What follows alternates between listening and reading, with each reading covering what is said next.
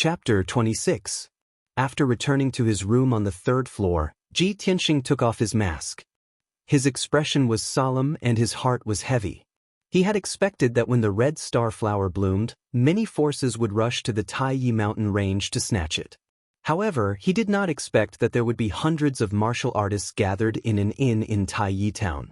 These martial artists were basically at the true energy realm, and there were even a few experts at the 7th level of the true energy realm.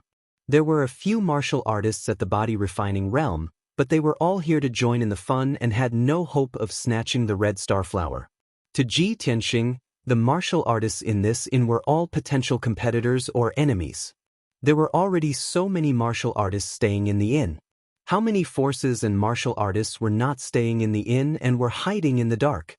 When he thought of this, Ji Tianxing felt his heart grow heavier. When night fell, he sat cross-legged on his bed to cultivate after dinner and continued to condense the sword qi. Although the number of sword qi had reached the limit, he absorbed the qi of heaven and earth to make each sword qi more condensed and powerful. By the time he had condensed and strengthened all 12 sword qi, 6 hours had passed. In the middle of the night, the Lai Fu Inn fell into silence. Most of the guests had already gone to bed. Only the main hall was still lit. After Ji Tianxing finished cultivating, he walked to the window and was about to close it and sleep. However, from the corner of his eye, he suddenly caught sight of 2 silhouettes in the corner of the backyard. They were silently creeping about. The 2 martial artists were dressed in black and seemed to be wearing masks. Their movements were very cautious and did not make any sound. Although the night was dark, Ji Tianxing could vaguely see that the 2 men were carrying a big box and creeping to the back door. The 2 men quietly opened the back door and carried the box out. Ji Tianxing frowned and vaguely felt that something was wrong. He subconsciously went out of the room and crept silently toward the back door of the courtyard. He was wearing a black cloak and a mask. He was not afraid of being discovered in the night. When he reached the back door, he saw the 2 cultivators carrying the box and entering an alley along the courtyard wall. In order to avoid being discovered by the other party, he did not dare to get too close. A moment later, 2 masked warriors carried the box into the depths of the alley and carried it into a pitch-black room. Then, the 2 of them withdrew and quietly returned to the Fortune Inn. Ji Tianxing hid in a dark corner of the alley, holding his breath and not making a sound. After the 2 cultivators left, he entered the pitch-black room. The room seemed to have been uninhabited for many years. It was filled with a decaying smell.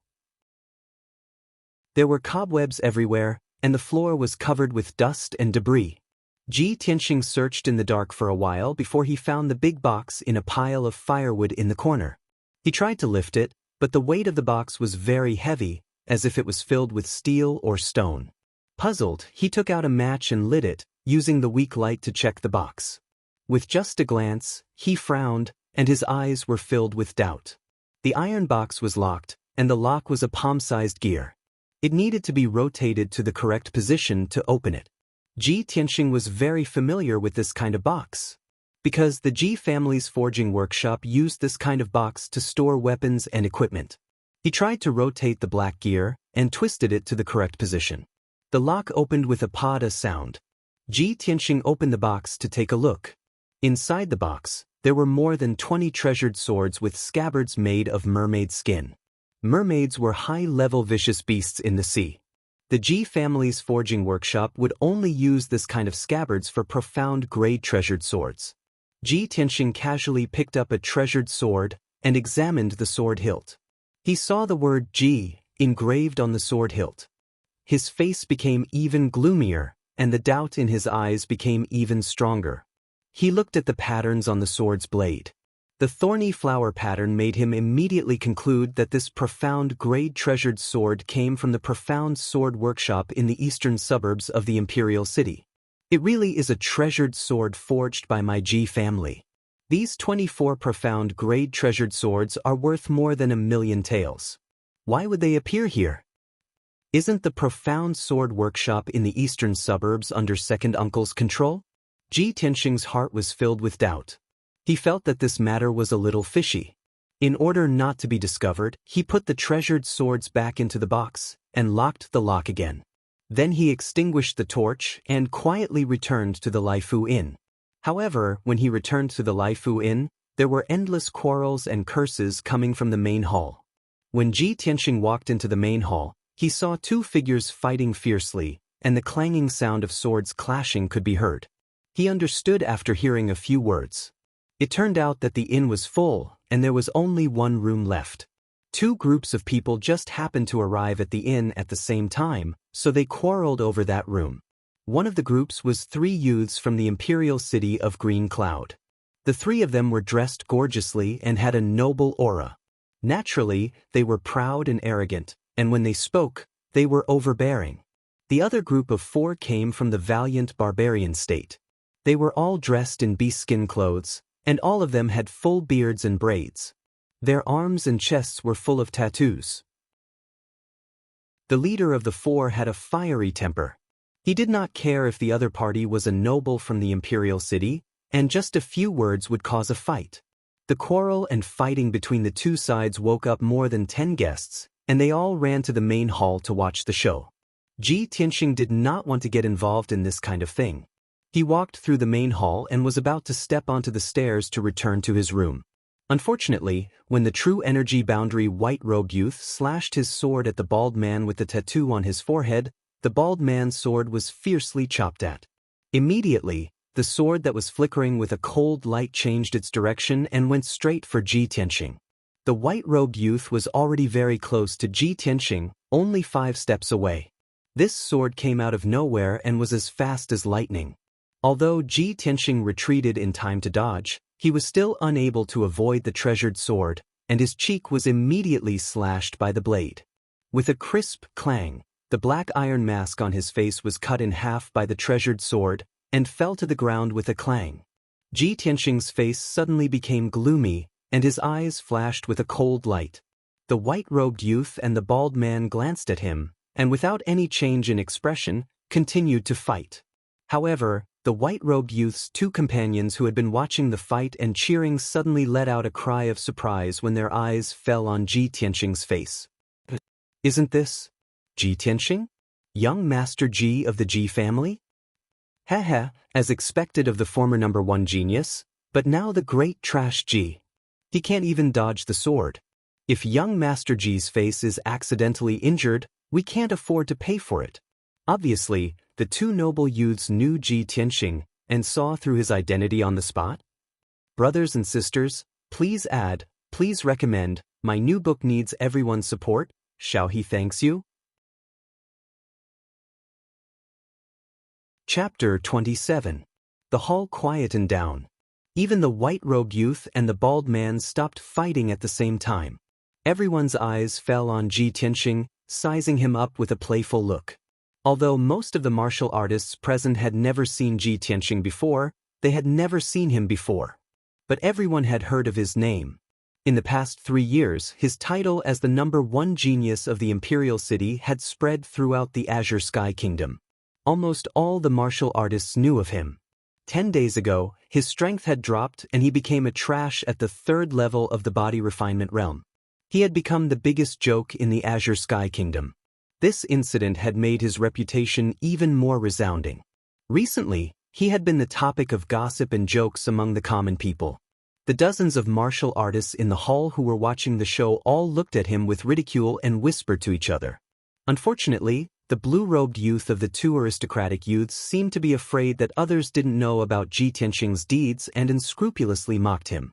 "Everyone look, this is the man of the hour in the Azure Sky Kingdom, Ji Tianxing." Not only did this guy become a trash at the 3rd level of the body refinement realm, he even had his marriage annulled by the eldest daughter of the Ling family. The funniest thing is that this guy doesn't even dare to let out a fart. What a coward! Saying this, he even gave Ji Tianxing a disdainful sneer. "Young Master Ji, you secretly came to Taiyi Town. Could it be that you want to snatch the red star flower and use it to recover your strength? Ha! You're really delusional and indulging in wild fantasies." Before the blue-robed youth could finish his words, everyone suddenly felt the temperature in the hall drop by a few degrees. Swish! Ji Tianxing's figure flashed and rushed in front of the blue-robed youth. With a clang, He pulled out the blood dragon sword and stabbed towards his chest. The blue-robed youth turned pale with fright and subconsciously retreated to dodge. He didn't expect that the third level of the body refinement realm, Ji Tianxing, would dare to attack him. He had the strength of the first level of the true element realm. If not, he wouldn't dare to mock Ji Tianxing so unscrupulously. However, Ji Tianxing's sword was too fast. It was so fast that he couldn't dodge it at all. He was about to be stabbed in the chest by the blood dragon sword and die on the spot. He let out a terrified scream. "Save me!" The blood dragon sword suddenly changed from a stab to a slap and slapped on his face. The incomparably powerful force caused him to stagger, and he fell to the ground with a plop. He only felt dizzy, and his head was as heavy as paste. He struggled a few times but couldn't get up. A burning pain came from his cheek. He subconsciously reached out to touch his cheek, only to find that half of his face was swollen like a steamed bun, and blood was dripping from the corner of his mouth. At this moment, Ji Tianxing arrived in front of him and placed the blood dragon sword on his neck. Ji Tianxing looked down at him condescendingly. His entire body was filled with cold, killing intent, and the corners of his mouth curled up into a disdainful sneer. "If you say I'm trash, then what are you?" The blue-robed young man was so embarrassed that he wanted to die. His face turned red, but he couldn't say a word. The hall was silent. Everyone stared at Ji Tianxing and the blue-robed young man in disbelief. No one dared to believe that Ji Tianxing, who was rumored to be trash in the body refinement realm, could defeat the blue-robed young man in one move. This was simply unbelievable. Could it be that the news from the Imperial City was fake? Or could it be that Ji Tianxing's strength had already recovered? The expressions of many cultivators became complicated as they secretly speculated in their hearts. The blue-robed young man's two companions were also shocked by Ji Tianxing's aura. They stood rooted to the ground with stiff expressions and didn't dare to act rashly. Trash! Ji Tianxing glanced at the blue-robed young man in disdain. He put away the blood dragon sword and turned to leave. Everyone in the hall looked at his back, but no one dared to stop him. The blue-robed young man was humiliated to the extreme. He was so angry that he trembled and almost vomited blood. After Ji Tianxing returned to his room, he didn't feel sleepy at all. What happened in the hall was just a small interlude. He didn't take it to heart. He sat quietly by the window, secretly monitoring the dark backyard. 4 hours passed, but there was still no movement in the backyard. It was close to dawn. The darkness before dawn was the time when people were the most sleepy and relaxed. Ji Tianxing's mind was also a little tired. He thought to himself, will those people not appear tonight? At this moment he suddenly saw the two black figures appear again. They were silently creeping towards the back door. He was immediately full of energy. He quietly crept into the backyard and followed the two black figures out of the back door. After a while, the two black figures entered the small alley and carried the big box out of the shabby room. The two clearly had good strength. They carried the big box and easily climbed over the high wall at the end of the alley. They silently rushed out of Tay Town. Ji Tianxing quickly followed them. He kept a distance of 30 meters from the two black figures. He quietly rushed towards the east of the town. The east of Tay Town was a low-lying mountain range. There was a large river at the foot of the mountain. It flowed towards the hanging cloud city. After a quarter of an hour, dawn arrived. A trace of white appeared on the horizon. The two black figures had already rushed out of Tay Town. They entered the mountain range on the east side of the town and rushed towards the depths of the mountain range. Ji Tianxing followed the two black figures into the mountain. He followed them for a distance of 10 miles. Then he stopped in front of a shabby temple halfway up the mountain. The sun was rising from the east. A layer of thin fog still covered the mountain. The sound of birds chirping could be heard from the forest not far away. There were still sparkling dew on the wild grass and leaves. The shabby temple was silent. More than half of the mountain gate and walls had already collapsed. There were many spider webs hanging on the roof beams and eaves. Ji Tianxing watched the two black figures carry the big box into the shabby temple. Then he quietly climbed up a big tree outside the courtyard wall. He used the cover of the dense foliage to hide in the treetops. He secretly monitored the situation in the temple. Not long after, 3 martial artists rushed from the foot of the mountain. They entered the shabby temple with vigilant expressions. The leader was a middle-aged man with a body as thin as a bamboo pole. His skin was dark and his cheeks were long and narrow like a horse's face. The 2 martial artists beside him were dressed in black. They seemed to be his attendants or bodyguards. After the 3 of them entered the shabby temple, the 2 black figures immediately came forward to greet them. The 2 sides whispered a few words. Then, the horse-faced man ordered his attendants to carry the big box and hurriedly left the shabby temple. Although Ji Tianxing could not hear the contents of their conversation, he could guess that they were making a deal. He frowned in confusion. He secretly speculated in his heart, they are making a deal with the Ji clan's weapons. Why are they being so secretive and secretive? Could it be that they have some ulterior motive? After a while, the horse-faced man and his 2 companions went down the mountain. The 2 black figures in the courtyard then prepared to leave. It seemed that they were in a good mood because the deal had been successfully completed. The 2 of them walked out of the shabby temple side by side with smiles on their faces. They were even whispering to each other. Ji Tianxing had been following them from afar. He could only see their backs.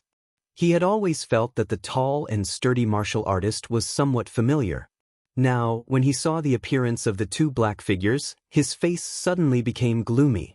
It's actually him? Suzifu, second uncle's right-hand man? Chapter 28. Su Zifeng was a capable subordinate of the Ji family's second elder. He was deeply trusted and valued by the second elder and had always been in charge of the workshop in the eastern suburbs. In the past, he had entered the Ji mansion many times to report the situation of the workshop to the second elder. Ji Tianxing was no stranger to Su Zifeng. In his impression, this person was shrewd and capable. He handled matters steadily and saw the big picture. He was indeed worthy of an important position. But he never would have thought that Su Zifeng would appear in Tai Town and surreptitiously trade with a group of mysterious people for the Ji family's magical weapons. Could it be that this person is stuffing his own pockets and stealing magical weapons from the workshop to sell privately?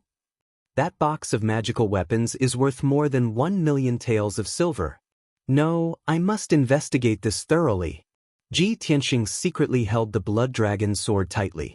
His eyes flashed with a frightening cold light.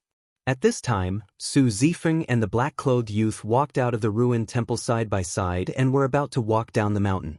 Ji Tianxing suddenly jumped down from the treetops and landed on the grass with a swoosh, blocking Su Zifeng and the black-clothed youth's path.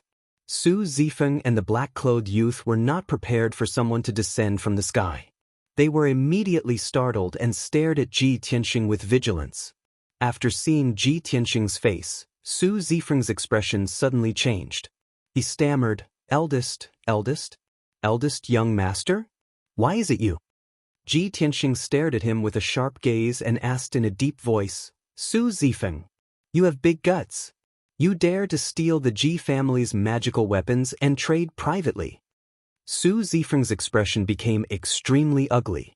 He hurriedly explained, eldest young master, you misunderstood. I am loyal and devoted to the Ji family. How could I do such a thing? Ji Tianxing approached him with a cold expression and coldly shouted again, misunderstanding? Good. Then take out the contract from the transaction just now.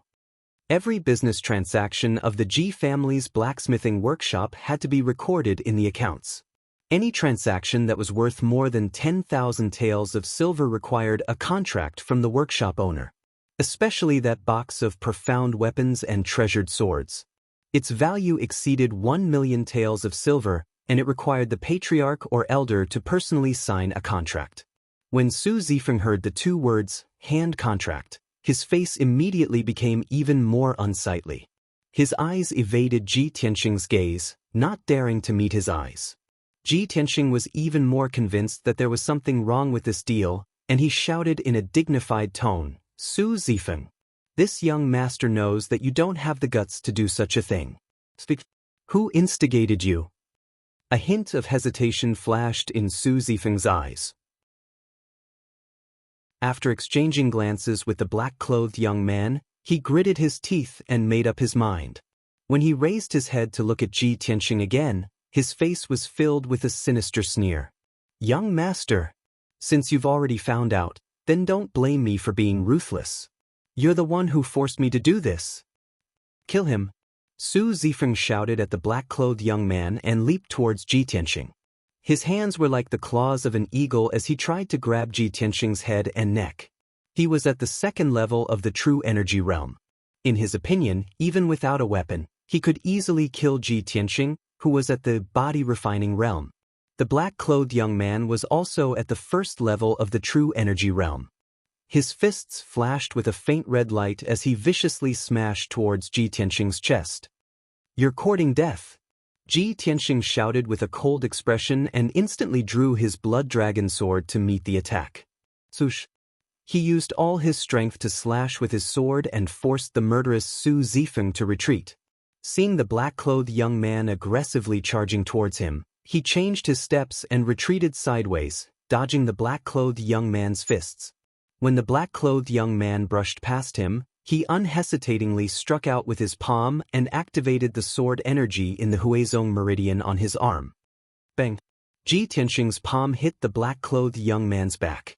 The sword energy shot out from his palm and drilled into the black-clothed young man's body. Suddenly, the black-clothed young man staggered forward for 6 steps before stopping. When he turned around and wanted to pounce on He Wuhan, his face was already pale. Blood dripped from the corner of his mouth and his strength was quickly dissipating. The black-clothed young man glared at Ji Tianxing with an expression of disbelief, but he could not say a word. His body swayed as he moved his feet. Unable to support himself any longer, he fell to the grass with a plop and gradually died. Su Zifeng saw with his own eyes that the black-clothed young man was killed by Ji Tianxing with a single palm strike. His face was full of surprise and the speed of his fists slowed down a bit. Taking advantage of this opportunity, Ji Tianxing repeatedly waved his blood dragon sword, thrusting a few sword lights at him, aiming at his face, throat, and chest. Su Zifeng was forced into a fluster and could only retreat to dodge. After 7 moves, he revealed a flaw in his panic and was immediately stabbed in the shoulder by Ji Tianxing. The indestructible blood dragon sword directly pierced a bloody hole in his shoulder, revealing his white shoulder bone. Su Zifeng let out a mournful scream. His face was pale and his forehead was covered in cold sweat. Although he did not dare to believe it, he had to accept the fact that Ji Tianxing's strength was definitely not the rumored body-refining stage. It was very likely that he had recovered to the true element stage. Thinking of this, Su Zifeng no longer had a trace of fighting spirit. He jumped back 2 feet and fled down the mountain while holding his shoulder. But before he could escape 10 feet, Ji Tianxing caught up with him. "Where do you think you're going?" Ji Tianxing roared angrily and rushed behind Su Zifeng like a gust of wind. With a shake of his hand, he stabbed Su Zifeng's back and fell to the ground on the spot. Before Su Zifeng could struggle to get up, Ji Tianxing stepped on his shoulder, stomped him to the ground, and pressed the blood dragon sword against his neck. "Speak. Who ordered you to do this?" Su Zifeng was pressed on the grass and could not move.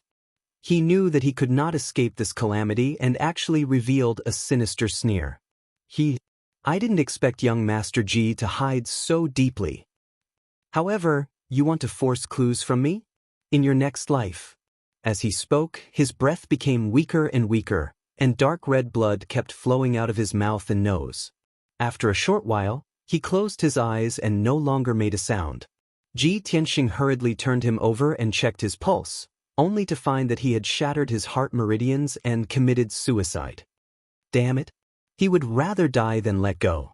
Who made him a suicide warrior and did not care about his life? Ji Tianxing muttered to himself as he put away the blood dragon sword with a gloomy expression. Su Zifeng's suicide caused a layer of haze to shroud his heart, and he increasingly felt that this matter was of great importance. If this matter was directly related to his second uncle, it might endanger the Ji family's foundation. He rummaged through Su Zifeng and the black-clothed youth's corpses to see if he could find any clues. Unfortunately, the 2 of them only had some broken silver and miscellaneous items on them. There were no useful clues. Ji Tianxing sighed helplessly and could only leave the ruined temple and go down the mountain. After 15 minutes, when he reached the foot of the mountain, two figures walked out of the ruined temple. The leader was a youth in a green robe. He was tall and handsome, and his temperament was extraordinary. It was Ji Hao. The middle-aged man behind him was dressed as a guard. He wore black leather armor and carried a sword. The middle-aged man glanced at the two corpses not far away and said with a gloomy expression, "Young Master Hao, this matter has been discovered by young Master Ji. What should we do? Should we?" As he spoke, he made a throat-slitting gesture. Ji Hao frowned and said with a gloomy expression, "If we make a move, no matter how covert it is, there will be traces left behind. It is far better to kill with a borrowed knife." This is Yunzhou, the Gu family's territory. Although Yunzhou provincial governor Gu Shiji is far away in the imperial city, I remember that Gu Hao's birth mother lives in Hanging Cloud City, 100 miles away. Let the Gu family know that Ji Tianxing has come to Tai Town and wants to enter the mountain to find the red star flower. I believe that Gu Hao's mother will not let go of this opportunity to avenge her son. Also, remember to remind the Gu family that Ji Tianxing's strength seems to have recovered to the true energy boundary.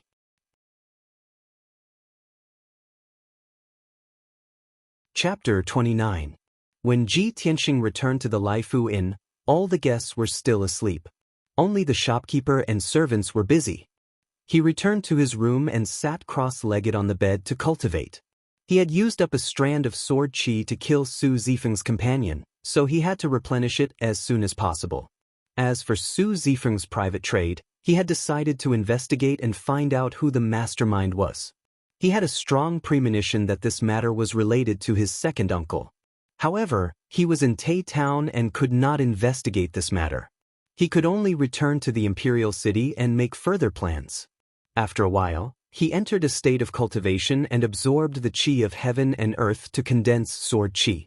Time passed quickly, and when it was noon, the inn became lively again. There was a hubbub of voices, and it was clamorous and noisy. Ji Tianxing cultivated all the way until dusk. Not only did he condense another strand of sword qi, but he also cultivated the 12 strands of sword qi to be more solid and powerful. After dinner, he went to bed early to rest. However, in the latter half of the night, when he was sleeping soundly, he suddenly heard a kacha sound from outside the window. He immediately woke up and subconsciously reached for the blood dragon sword beside the bed. When he held the blood dragon sword and opened his eyes, he saw that the window was wide open. A black figure jumped up from the treetops outside the window and landed in the room. He rolled on the ground and pounced toward the bed. This person's movements were very agile and vigorous. His speed was extremely fast. He held a treasured sword in his hand that was emitting cold light in all directions and fiercely stabbed towards Ji Tianxing. Moreover, his palm and sword were shining with a faint yellow true essence light. He was obviously a true element boundary martial artist. This sword was fast and ruthless. If Ji Tianxing was still asleep, he would have been stabbed to death on the spot. At this critical moment, Ji Tianxing did not have time to think. He subconsciously waved the blood dragon sword to block. Clang! There was a sound of metal colliding. The blood dragon sword blocked the opponent's attack but was shaken by the huge force. Ji Tianxing was also pushed back by the huge force and almost hit the wall of the bed. He rolled to the bottom of the bed and swung his sword at the assassin. The black-clothed assassin clearly hadn't expected that he would wake up from his stupor. His sword strike, which he thought would surely kill him, had been blocked. He couldn't help but let out a soft cry of surprise. Seeing the blood dragon sword slashing towards him, his body curled up strangely. After dodging the blood dragon sword, he charged towards Ji Tianxing. Ji Tianxing was enveloped by the 3 sword lights. He felt a chill run down his spine. He instantly determined that the assassin's strength was at least at the 3rd level of the true energy realm, and he was no match for him. At this critical moment, he could only wave his sword with all his might to block the attack. Ding ding dang dang dang, sounds of collision rang out again. He was once again forced back 5 steps and knocked over a vase that was half a man's height. The vase was smashed into smithereens, and the sound of shattering spread throughout the inn, waking up many guests.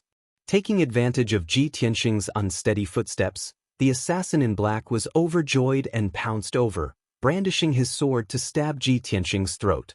In a moment of desperation, Ji Tianxing subconsciously struck out a palm at the black-clothed assassin, releasing a streak of sword qi. Swish! The two of them were too close, and the black-clothed assassin was caught off guard. His left eye was pierced by the sword qi. Ah! The black-clothed assassin let out a blood-curdling scream. He immediately withdrew his sword and retreated 2 steps. He covered his bloody eyes with his hands, and his entire body trembled in pain. Ji Tianxing thought to himself, good chance. He immediately counterattacked, and once again struck out a palm at the black-clothed assassin's chest, releasing another streak of sword qi. Even though the black-clothed assassin was blind in one eye, his strength was indeed powerful. At this critical moment, he was still able to maintain his calm, and brandished his sword with all his might, releasing 2 streaks of dazzling sword qi. Dang! Ji Tianxing's sword qi was shattered by the treasured sword. Bastard, go to hell! The black-clothed assassin angrily roared. His strength and speed suddenly doubled. He brandished his sword with all his might, releasing 6 streaks of dazzling cold light, enveloping Ji Tianxing's vital points. Obviously, he had used all his strength and wanted to kill Ji Tianxing on the spot and then escape far away. Ji Tianxing was forced to retreat. After retreating 3 steps, his back hit the wall. He had no way to retreat.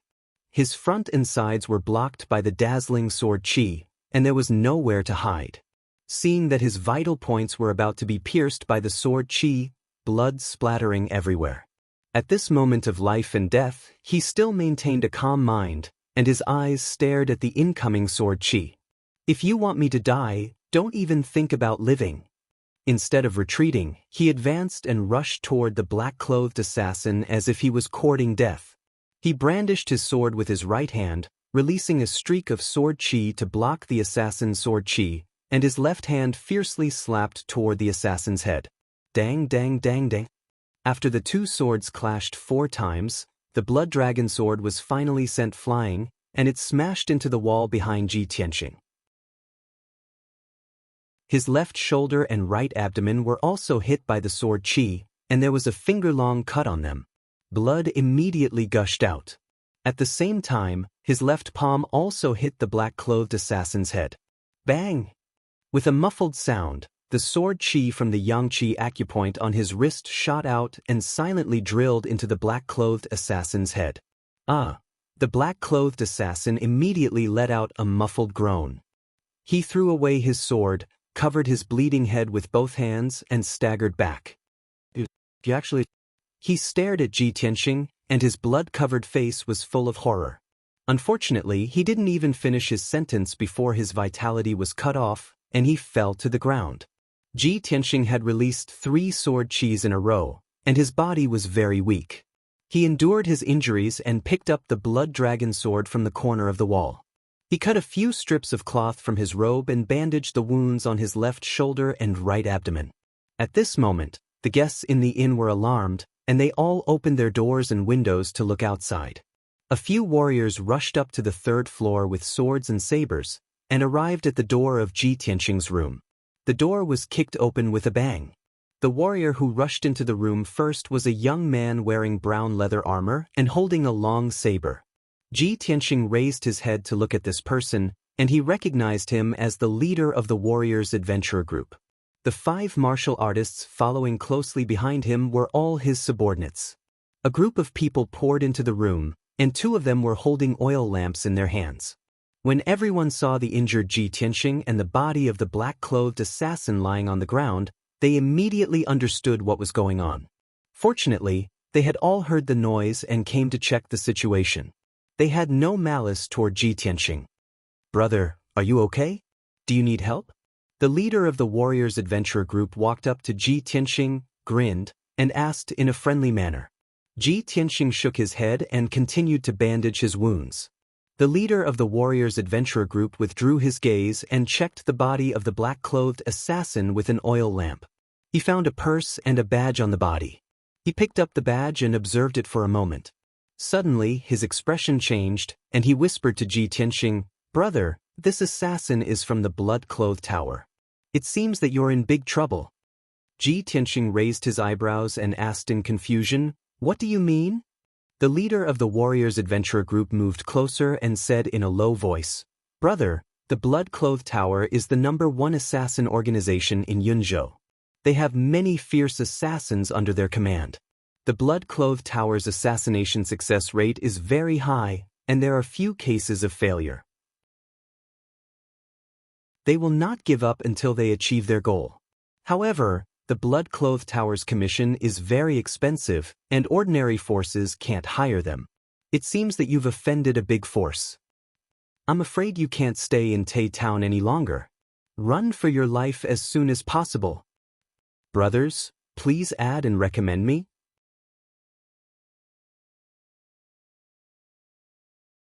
Chapter 30. Ji Tianxing nodded to show that he understood and thanked the head of the warriors for his kind reminder. The head of the warriors did not say much. He waved his hand and left the room with his subordinates and went downstairs. Ji Tianxing could see that the famous warriors' adventurer group in Yunzhou was also very afraid of the blood-clothed tower and did not dare to get involved in this matter. In fact, even if the head of the warriors' adventurer group had not reminded him about the blood-clothed tower, he had decided to leave the inn. At present, his identity had been exposed. Those forces that wanted to kill him would definitely attack him one after another. In 2 days, the red star flower will bloom. I'll heal here tonight. Tomorrow morning, I'll leave Tai Town and enter the Tai Mountains as soon as possible. Ji Tianxing had a plan in mind. He took out the powder from his bag to stop the bleeding and bandage the wound. After treating the wound, he closed the door and window and sat on the bed to cultivate and continue to condense the sword qi. As for the body of the blood-clothed tower assassin, he did not bother to deal with it and just let it lie on the ground. 3 hours later, the sky outside the window was bright. Ji Tianxing condensed a new sword qi and stored it in the yang qi acupoint on his wrist. At present, he only had 10 sword qi in his body. His strength was 20% lower than before. But he did not care so much and did not have time to continue condensing the sword qi. Before the guests in the inn woke up, he took the bag and the blood dragon sword and quietly left the Laifu Inn. The Tai Mountains were located in the south of the town. The entrance was a deep canyon. After Ji Tianxing left the town, he quickly rushed to the entrance of the Tai Mountains. For him, the best choice at present was to escape into the Tai Mountains. Even if there were many fierce beasts and monsters in the mountains, it was safer than staying in Tai Town. Anyway, the Tai Mountains were vast and boundless, with dense vegetation and deep forests. If the blood-clothed tower assassins wanted to find him, it would be like looking for a needle in a haystack. For hours later, Ji Tianxing entered the canyon and rushed along the deep canyon to the depths of the mountains. The moment he entered the Taiyi mountain range, he could clearly feel that the moist air contained dense heaven-earth essence qi, causing his pores to open up. The jungles on both sides of the canyon were verdant and lush. As far as the eye could see, there were towering trees. The ground was also covered with dense thorns, flowers, and other vegetation. Ji Tianxing walked in the canyon, feeling the gentle breeze blowing against his face.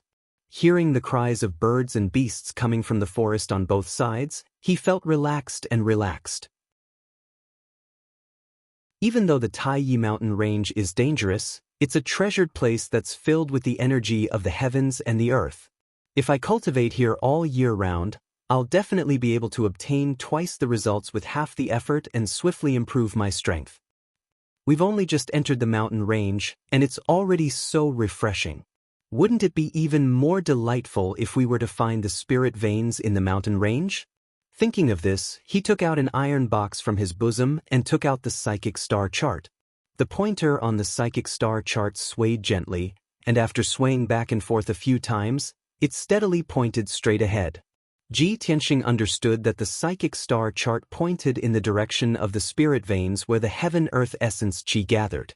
Most of the rare natural treasures grew near the spirit veins where the heaven-earth essence qi gathered. So he sped up and rushed in the direction pointed by the psychic star chart. In the afternoon, Ji Tianxing finally walked out of the canyon and climbed a mountain that was thousands of feet high. It was the hottest time of the day, and the scorching sun high in the sky was particularly dazzling. However, Ji Tianxing did not feel hot as he walked through the jungles on the top of the mountain. Instead, it was very cool and comfortable. Even if he did not look at the psychic star chart, he could clearly feel that the heaven-earth essence qi on this mountain was abundant, which was very suitable for cultivation. However, this was not the real spirit veins. Ji Tianxing took out some dry food from the package and ate 2 mouthfuls casually. After resting for a while, he continued to climb the mountains and rush to the depths of the mountain range. As time went by, 4 hours passed quickly. In the evening, Ji Tianxing had climbed over 3 mountains in a row and climbed up an even more majestic giant mountain.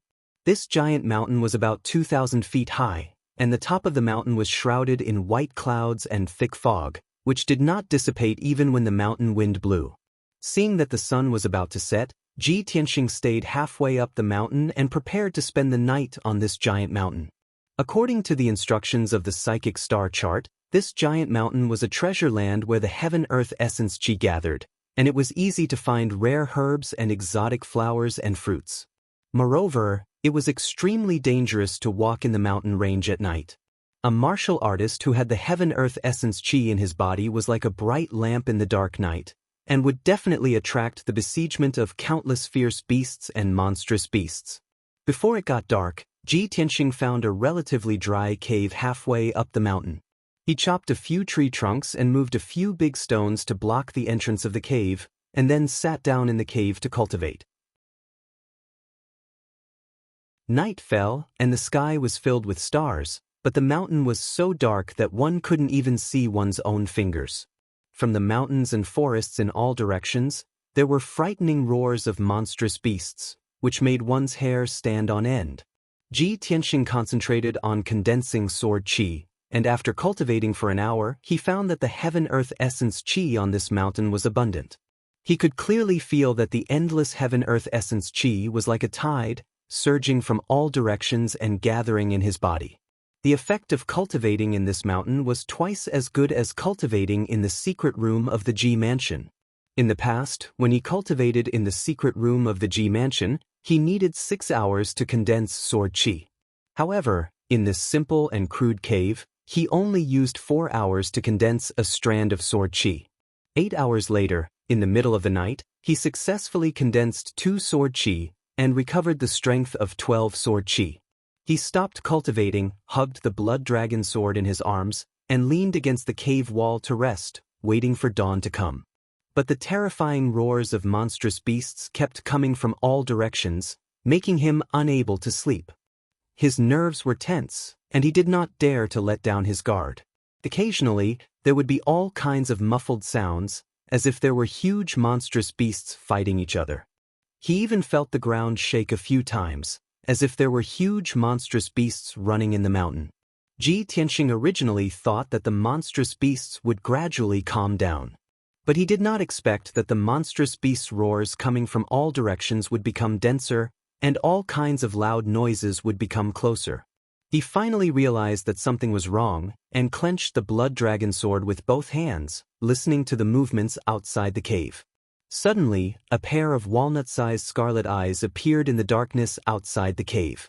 An extremely dangerous aura came, accompanied by a thick smell of blood. Ji Tianxing looked out through the crack in the cave, and vaguely saw a fiery red monstrous beast that looked like a tiger squatting outside the cave, staring at the cave entrance. Oh no! That monstrous beast found me.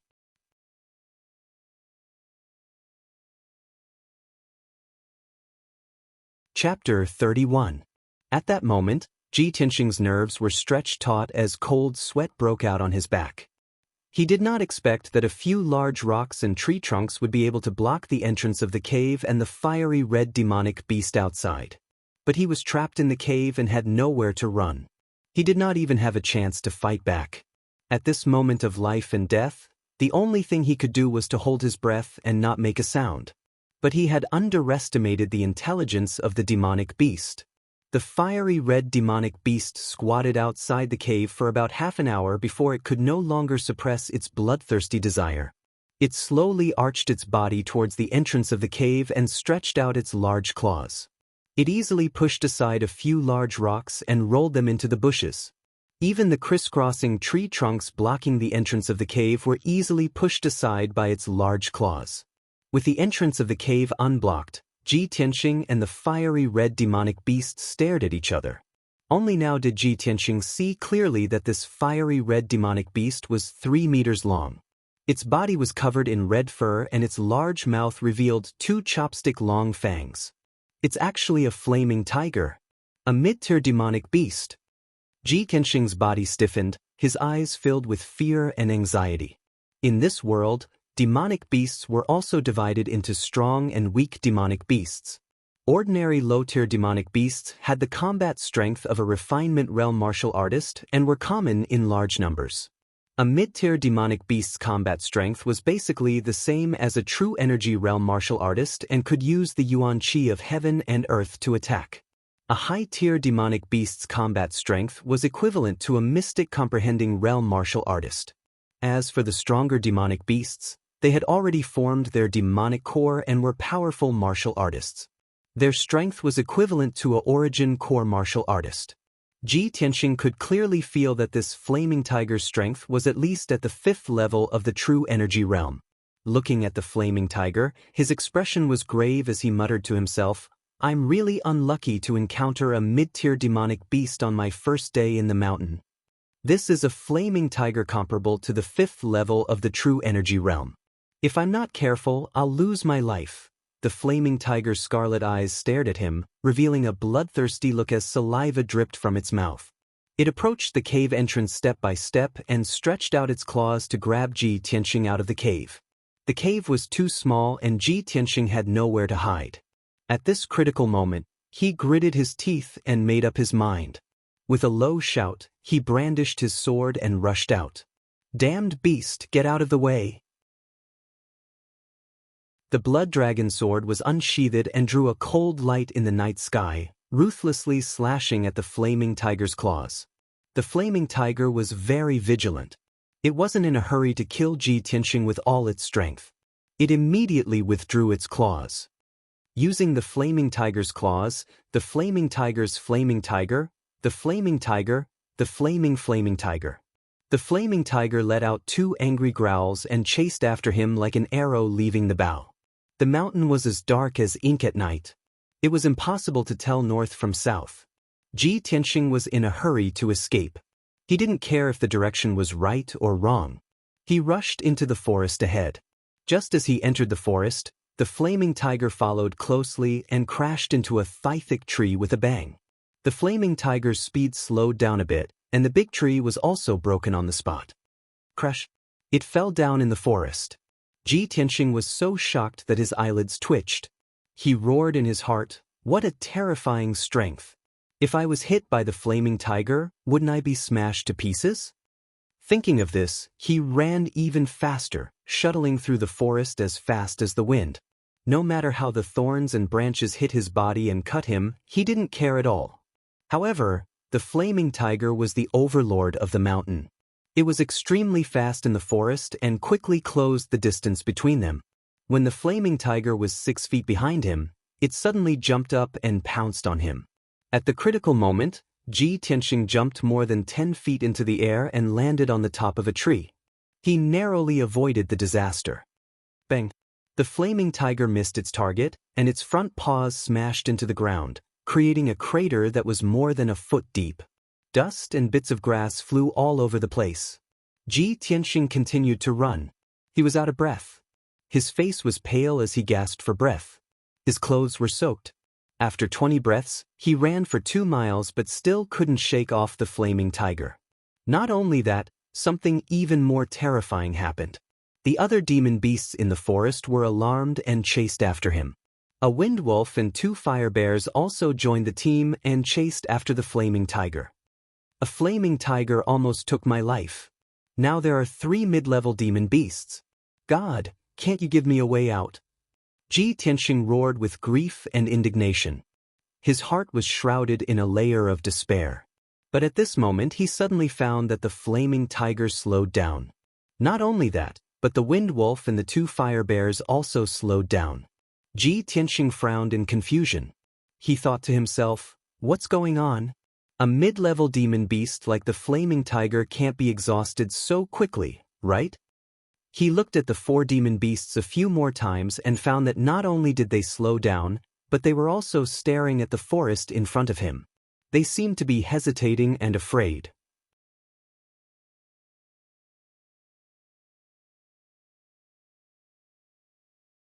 Chapter 32. Ji Tianxing walked through the dark forest for a while and found that something was wrong. From the outside, it looked like an ordinary forest. But after entering the forest, he found that there were only towering trees in the forest. There were no thorns or bushes. There were no weeds or flowers growing on the ground. It was all hard dark brown soil and strange craggy boulders. Between the many craggy boulders, there were dark holes. He didn't know how deep they were or what was hiding inside. Most importantly, there were no traces or sounds of demon beasts in this forest. There were no birds or even the sounds of insects. It was too quiet. The huge forest was completely silent, as if there were no living things in it. Ji Tianxing kept his guard up. While walking through the forest, he looked around. He recalled the fearful eyes of the four demon beasts and suddenly guessed the reason why they were afraid of this forest. This forest is so quiet. I'm afraid there is something strange. At this moment, not far behind him, under a craggy boulder, an icy blue light suddenly lit up. It was a beam of ice blue light that was as thick as an arm. It came out from the dark hole under the huge rock and silently reached behind Ji Tianxing like a tentacle. Before he could react, the icy blue light wrapped around him and wrapped around his body at an incredible speed, wrapping him up like a dumpling. What the hell is this? Ji Tianxing was shocked. He subconsciously let out a low shout and struggled with all his might.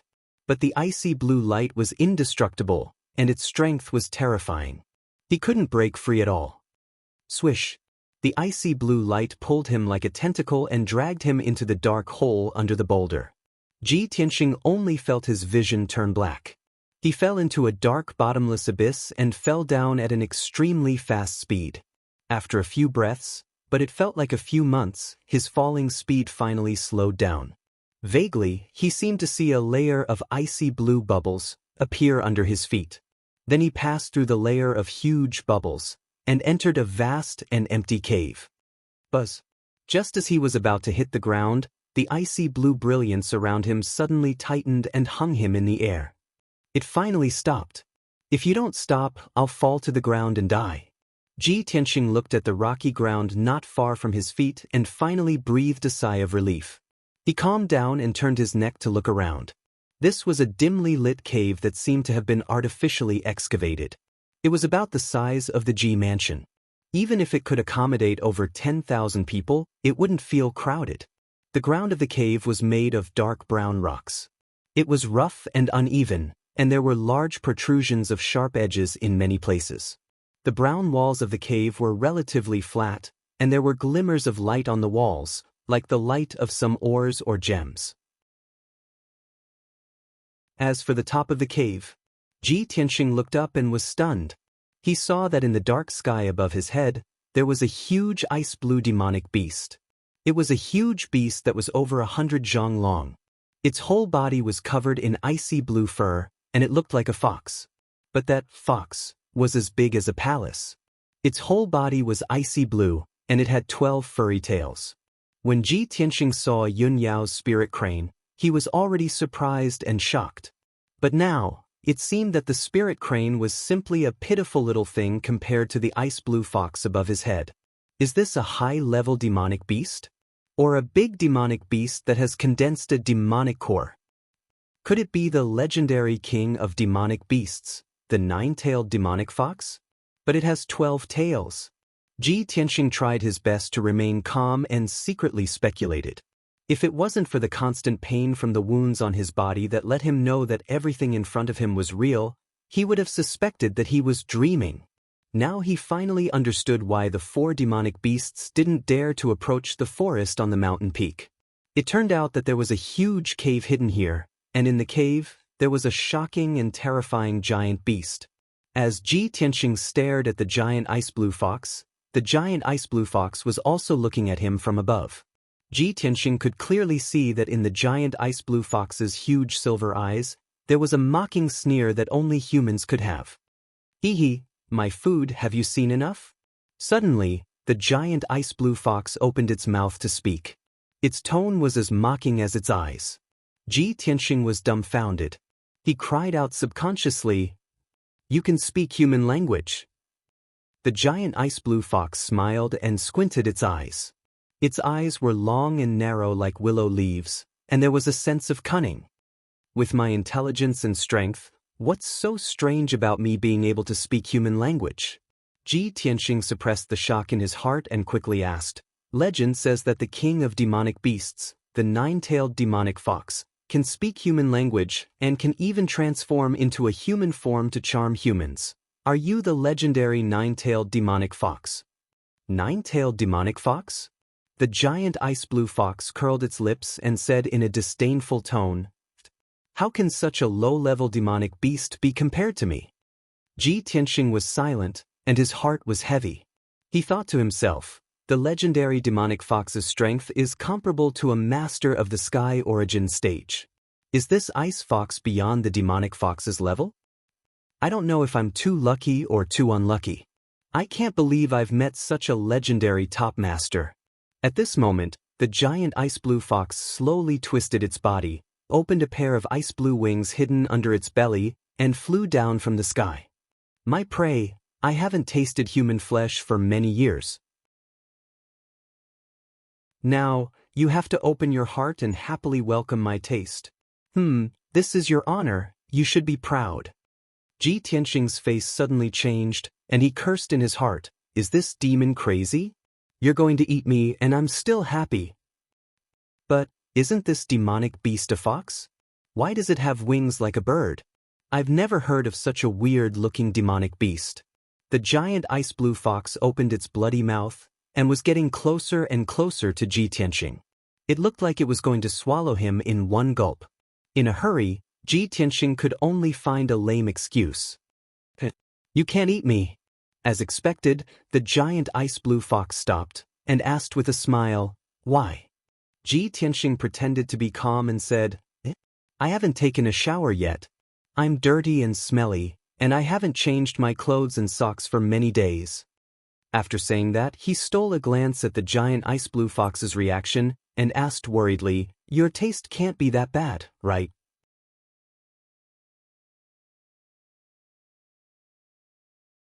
Chapter 33.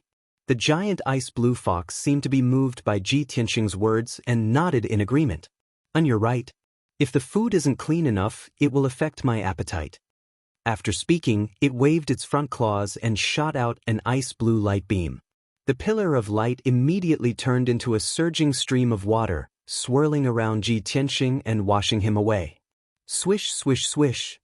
In the blink of an eye, Ji Tianxing was washed from head to toe by the bone-chilling water. The dust and blood on his body all disappeared. The giant ice blue fox nodded in satisfaction and said with a smile, "Now that it's clean, I'm going to enjoy the food." Ji Tianxing was speechless and his heart was filled with helplessness. In front of this terrifyingly strong demon king, even if he calmly thought of a way to stall for time, there was no chance of escaping. Since it was like this, he could only use all his strength and desperately struggle. He clenched his teeth and used all his strength, causing his muscles to bulge and his bones to make kacha-kacha sounds. He could even clearly hear his own heartbeat, and the essence in his body was like a flood, making a dull sound. A martial artist at the 9th level of the body refinement realm, when using all his strength, could easily lift a 1,000-pound copper cauldron. Ji Tianxing's physical strength was twice as strong as a normal martial artist at the 9th level of the body refinement realm. He had at least 2,000 pounds of strength. However, the ice blue light beam that wrapped around his body was as tough as a spirit snake and could not be shaken at all. The giant ice blue fox saw that he was desperately struggling and was not in a hurry to eat him. It smiled and said, "My food, use all your strength to struggle. The more you struggle, the hotter your blood will be and the more essence in your body will be. I can also taste even more plump and tender flesh. That's a delicacy. I like to see my prey tenaciously struggle and then be swallowed into my stomach in despair. The giant ice blue fox's smile was very cunning. Its eyes stared at Ji Tianxing as if it was enjoying and looking forward to it. Ji Tianxing's heart was filled with grief and anger, but he clenched his teeth and did not make a sound. He used all his strength to struggle. His body began to distort, and his muscles and bones began to expand. Clearly, his strength had reached its limit. The icy blue light pillar finally loosened a little as it slowly rotated. The giant ice blue fox raised its eyebrows and said in a playful tone, I didn't expect you to be so capable. I'll give you a chance to live. If you can break free, I'll spare your life. If you can't break free, then you can only be obediently eaten by me." Ji Tianxing saw a glimmer of hope for survival.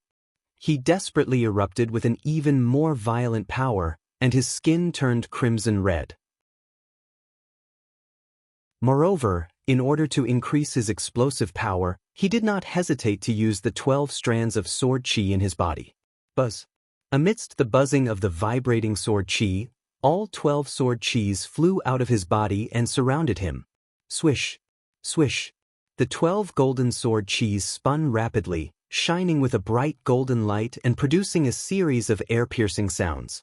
At this critical moment of life and death, Ji Tianxing's endless potential was stimulated.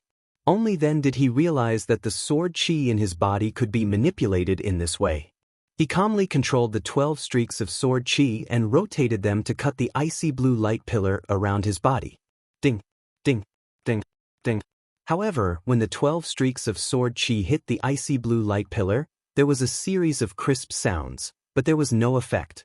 The icy blue light pillar was indestructible. No matter how sharp the sword qi was, it could not be shaken. After all, Ji Tianxing's ability was far inferior to the giant ice blue fox's. The difference in power level was like heaven and earth. In a short period of time, Ji Tianxing's mind could not take it anymore. It was difficult for him to control the 12 streaks of sword qi. Swish. Swish. The 12 streaks of sword qi went back into his body and hid in the 12 acupuncture points. Ji Tianxing's strength and mind were both exhausted. He only felt that his vision was turning black, and his consciousness was becoming blurry. Am I going to die here today and be eaten by this damned fox? I can't accept this. I haven't found the red star flower, and I still have to take my revenge. Ji Tianxing was filled with unwillingness. Finally, he closed his eyes and fainted. The giant ice blue fox revealed a disappointed expression and muttered to itself, "Sigh. Is this all you've got? Seems like I've overestimated you." Then, it opened its sharp mouth and revealed 2 rows of sharp fangs. It bit down on Ji Tianxing. Ji Tianxing, who was unconscious, did not feel anything. He was about to be swallowed by the giant ice blue fox. However, at this critical moment, a dark ball of light appeared in his energy center in his abdomen, emitting a cold death aura. Swish. The dark ball of light expanded 10,000 times in an instant, becoming a black hole the size of a palace and enveloping the giant ice blue fox. The black hole emitted a cold death aura and an extremely powerful and mysterious aura. The giant ice blue fox was so frightened that its expression changed drastically. Its silver eyes were filled with fear. What is this? It could not help but scream. Instinctively, it retreated, trying to get away from the mysterious black hole. However, the black light in the black hole spun rapidly, emitting a terrifying devouring power that enveloped the giant ice blue fox. The giant ice blue fox could not move. Its eyes were filled with fear as it floated in the air. It could only endure the devouring power in despair. Countless rays of ice blue light flew out of its body and flew toward the black hole like a dense rain of arrows. They were all swallowed by the black vortex. The giant ice blue fox immediately felt that the majestic power in its body was quickly draining away, and its body was gradually shrinking. That black hole, it wants to devour my power. Damn bastard! How can this be? The giant ice blue fox was angry and frightened. It glared at Ji Tianxing with fire in its eyes. It hated him to the core. However, Ji Tianxing was unconscious. He floated in the air without feeling anything and was unaware of all this. The giant ice blue fox's power was draining faster and faster, and its body was shrinking at a speed visible to the naked eye. After an hour, 40% of its power had been drained away, and its body had shrunk by half. After 2 hours, 80% of its power had been drained away, and its body had shrunk to the size of a room. The black hole was still enveloping it, and it continued to absorb its power, causing its body to shrink even further. Not only that, the giant ice blue fox was horrified to find that the mysterious black hole was not only devouring its power, but it was also devouring the chi of heaven and earth in the cave. The terrifying devouring power caused a strong wind to blow in the huge cave, and it swept through the cave walls and the ground. There were many gems on the cave walls that contained the chi of heaven and earth. The chi of heaven and earth in the gems had been completely devoured by the black hole, and the sparkling gems had become useless stones. Something even more terrifying happened. The cave began to shake violently. Cracks began to appear on the walls of the cave, and countless rocks began to roll down. The ice blue bubble that enveloped the entire cave began to shake violently, and cracks appeared on it. Kacha, kacha, the sound of something breaking could be heard. Rumble, rumble, rumble, rumble. The loud sound reverberated in the cave. The entire mountain started to shake. The earth quaked and the mountains swayed. The giant ice blue fox was terrified to the extreme. How can this be? What is that black hole? Could it be that the black hole is going to destroy the barrier set up by that person?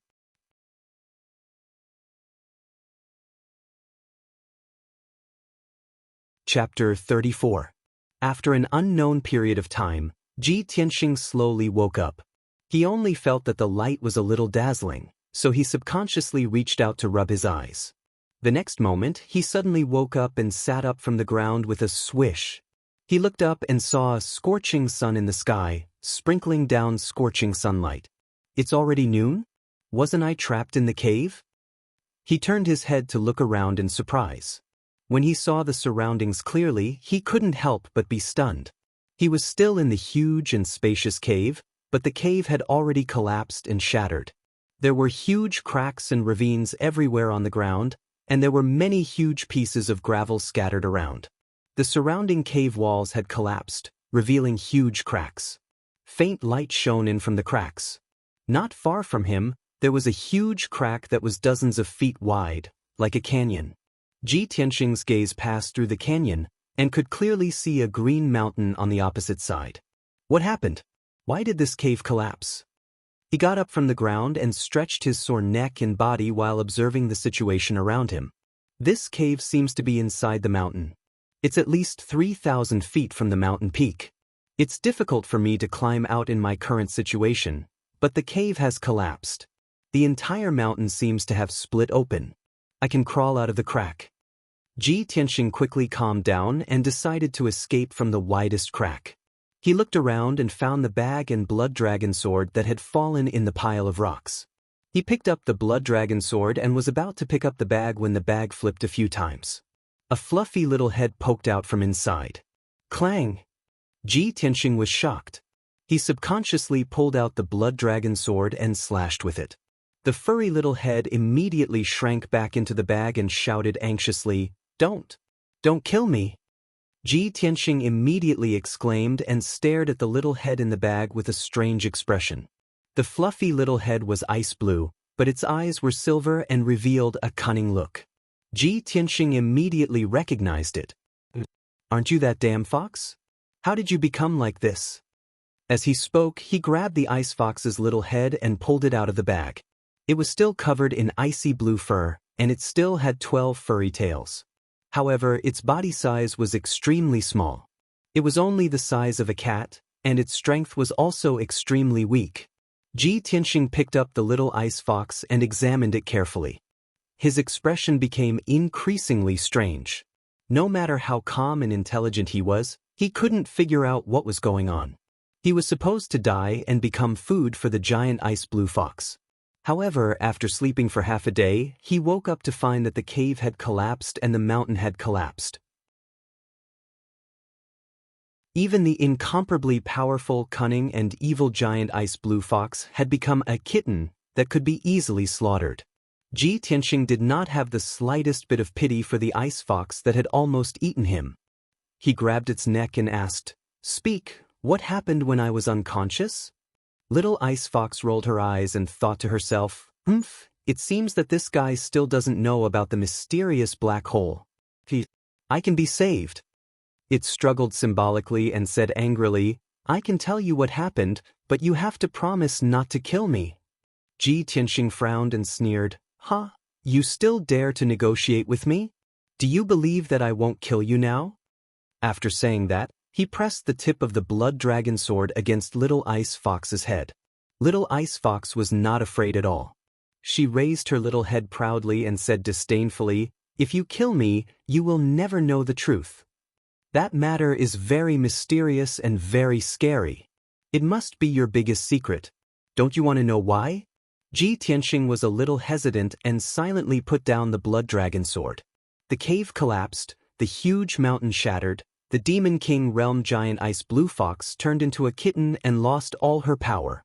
Were all these strange things related to him? Of course, he wanted to know the truth. Little Ice Fox saw him put away the blood dragon sword and pondered with a face full of doubts. She smiled proudly and said, "If that's the case, I'll take it that you agree. You can't go back on your words." Ji Tianxing glanced at her and shouted, "Cut the crap and tell me." Little Ice Fox curled her lips unhappily and said slowly, "After you fainted, a black hole suddenly appeared in your body and swallowed all my power. So, I became like this, you despicable bastard." Black hole? Ji Tianxing was slightly stunned and a strange look flashed in his eyes. He instantly understood that the black hole that Little Ice Fox was talking about was the black hole in his dantian. It must be Kenshin's tomb in the black hole that saved him at the critical moment and swallowed Little Ice Fox's power. I didn't expect Kenshin's tomb to have such a magical effect. When I go back, I must study it carefully. Ji Tianxing made up his mind and asked Little Ice Fox, "What's going on with this cave?" Little Ice Fox blinked and said without hesitation, "I don't know. At that time, I lost all my power and fainted." Ji Tianxing stared at her coldly.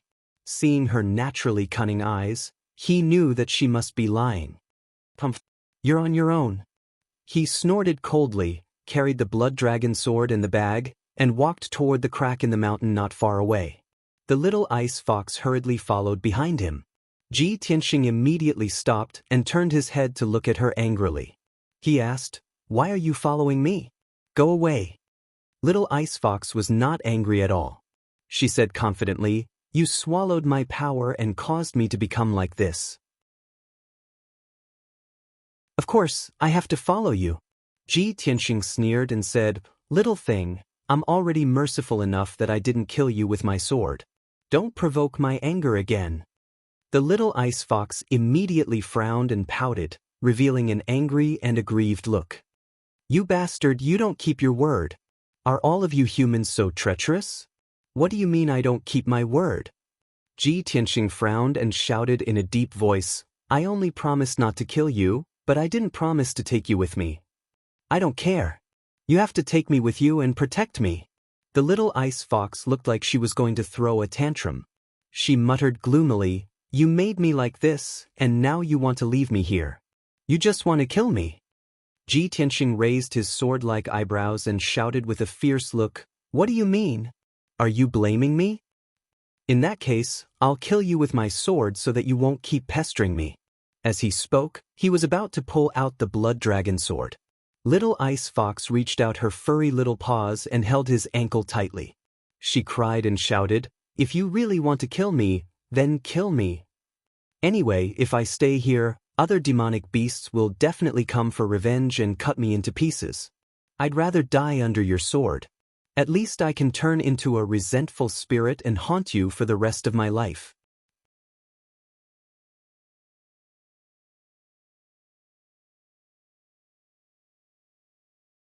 You're underestimating the scarlet meteorite flower.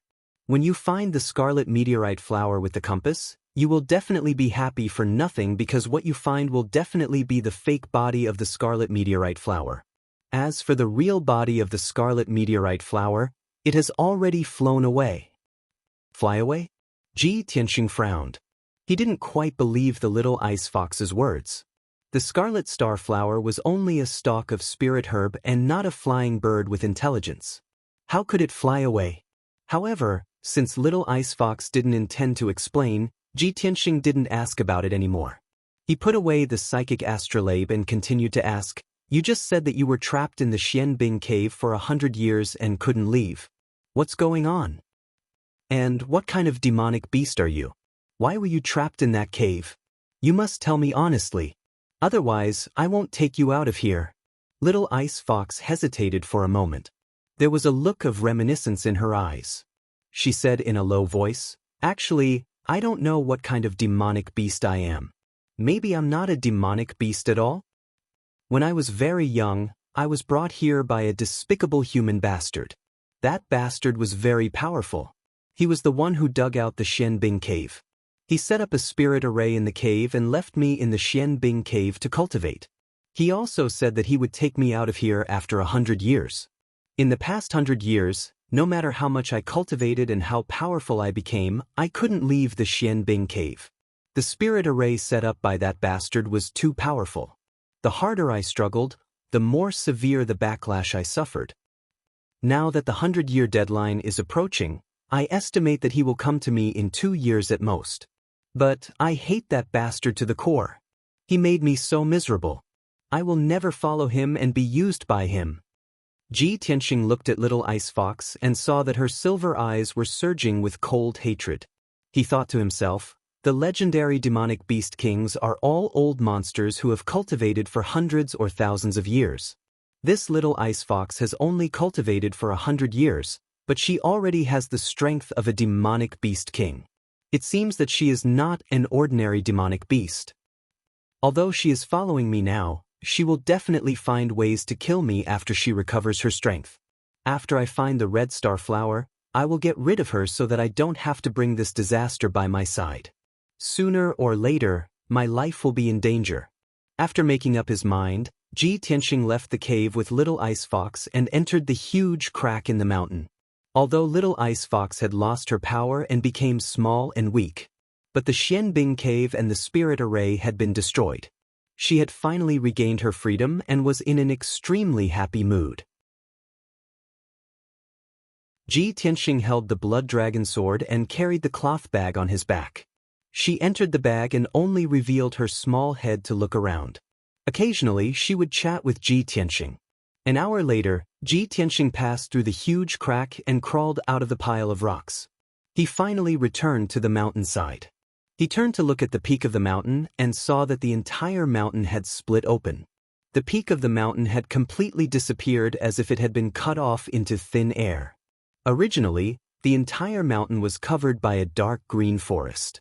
But now, more than 10 huge yellow gullies were exposed. He could clearly see the rock layer in the mountainside. Such an earth-shattering movement is simply like a natural disaster. It's definitely not something that can be done by humans. Ji Tianxing was a little touched and shocked. He increasingly felt that the Kenshin's tomb in his body was mysterious and powerful.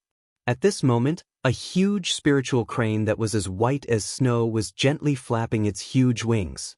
It flew leisurely from high up in the sky and flew into the depths of the mountain range. Ji Tianxing immediately raised his eyebrows. A hint of surprise flashed through his eyes. He muttered softly, "She's here too? Is she also here for the red star flower?" Although he recognized the spiritual crane, he did not see the figure of the beautiful woman in white. However, he knew that Yunya must have come to the Taiyi Mountains. Little Ice Fox also poked her head out and looked up at the spiritual crane in the sky. She smiled and said, "Oh, the chick on the back of that spiritual crane is pretty good. Breasts, long legs, fair skin, and beautiful. If I can marry her, I don't know how many people will be jealous." Tsk. Her tone was a little flirtatious, but it was more of a teasing tone. After saying that, she even glanced at Ji Tianxing with a coquettish look. Ji Tianxing immediately frowned and knocked her little head with the scabbard. He said angrily, "You perverted fox, where did you learn such frivolous words?" If she hears you, she'll definitely skin you alive and stew you to eat. But your eyesight is so good? You can actually see the woman on the back of the spiritual crane from so far away? Little Ice Fox raised her little head and said proudly, "Of course. Not to mention that it's daytime now, even if it's dark at night, I can see everything within a 10-mile radius clearly. But these are not worth mentioning. If I can recover my strength, you can't imagine how terrifying my strength and means are."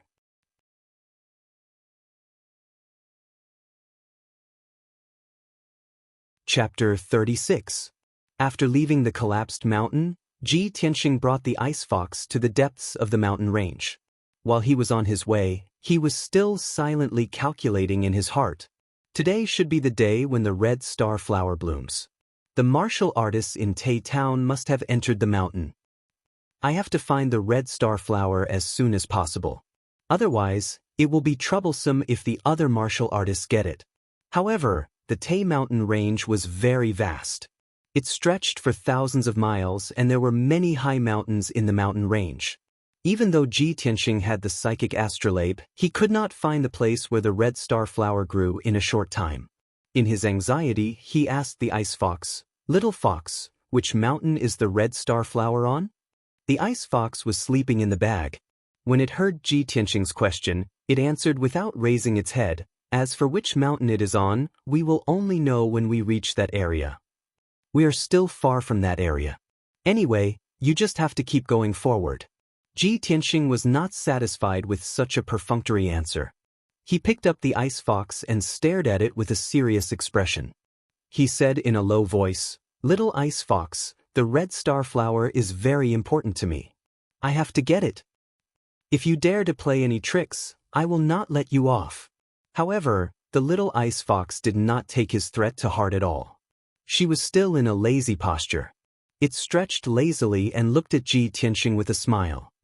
"Hey, can't you have some confidence in me? I am the overlord of the Tai mountain range. I have been here for hundreds of years. It is just a red star flower. I will bring you to it before the sky turns dark." Ji Tianxing saw that the ice fox did not seem to be lying. He believed it for the time being and continued to travel through the forest. The ice fox did not sleep anymore. It lay lazily in the bag, raised its head and closed its eyes to rest. It even chatted with Ji Tianxing. "Hey, what is your name?" Ji Tianxing answered expressionlessly, "Ji Tianxing." The ice fox smiled and said, "Then what should I call you? Little Ji? The Ji? Or Little Tianxing? Which one sounded better? You can choose one." Ji Tianxing's face darkened. He said impatiently, "Can you remove the word little? Alright, old Ji, you're so weak. Why did you come to the Tai Yi mountain range to look for the scarlet star flower?" Ji Tianxing's face turned even darker. "Hey, why aren't you saying anything?" Ji Tianxing couldn't take it anymore. He frowned and shouted, "You are an old monster who has lived for more than 100 years. How dare you call me old Ji? Don't you feel embarrassed?" Don't talk about me like that." The little ice fox smiled and pretended to be coquettish. She said in a sweet voice, "I'm still a child. In fact, I'm just like a 10-year-old child of your human race." The voice and aura of the Fox clan had an innate charm. The little ice fox's sweet voice made people's hearts tremble. They couldn't help but want to protect it. However, Ji Tianxing did not feel this way. Instead, he felt goosebumps all over his body. Were you a mute in your previous life? Or did you go crazy from being locked in the Xianbing cave? The little ice fox was not angry at all. Instead, she smiled proudly. "Are you angry? Don't be so old-fashioned. It's so boring. Old Ji, tell me about the stories of your human race. For example, once upon a time, there was a scholar who saved an injured fox, and then the two of them consummated their marriage." Ji Tianxing was completely speechless. He ignored the little ice fox and hurried on with his journey. He muttered to himself, "No wonder the demon foxes in the legends are so cunning. This little ice fox has only lived for 100 years, but she has such a sharp tongue. If she is allowed to grow for 300 to 500 years, won't she be able to bring disaster to the country and its people?" Unknowingly, 6 hours had passed. Ji Tianxing hurried on with his journey. He crossed 7 mountains and finally entered the depths of the Taiyi mountain range. Although he was strong and had great endurance, he could travel through forests and mountains as if he was flying. However, he had been hurrying on with his journey for such a long time. He was drenched in sweat and had used up a lot of his energy. In the evening, he stopped at the foot of a tall mountain and sat beside a small stream to rest. He took out a water bottle and dry food from his bag. He ate a few pieces of beef jerky and drank a few mouthfuls of clear and sweet mountain spring water. His energy recovered by a lot. The little ice fox also took out 2 pieces of jerky from its bag. It imitated Ji Tianxing and ate it with its little paws. Ji Tianxing rested for a while and asked, "Little fox, are you sure the red star flower is on this mountain?" The little fox glanced at him unhappily and nodded. "Of course. Why don't you believe me? I can already smell the scent of the red star flower." "Smell the scent of the red star flower?"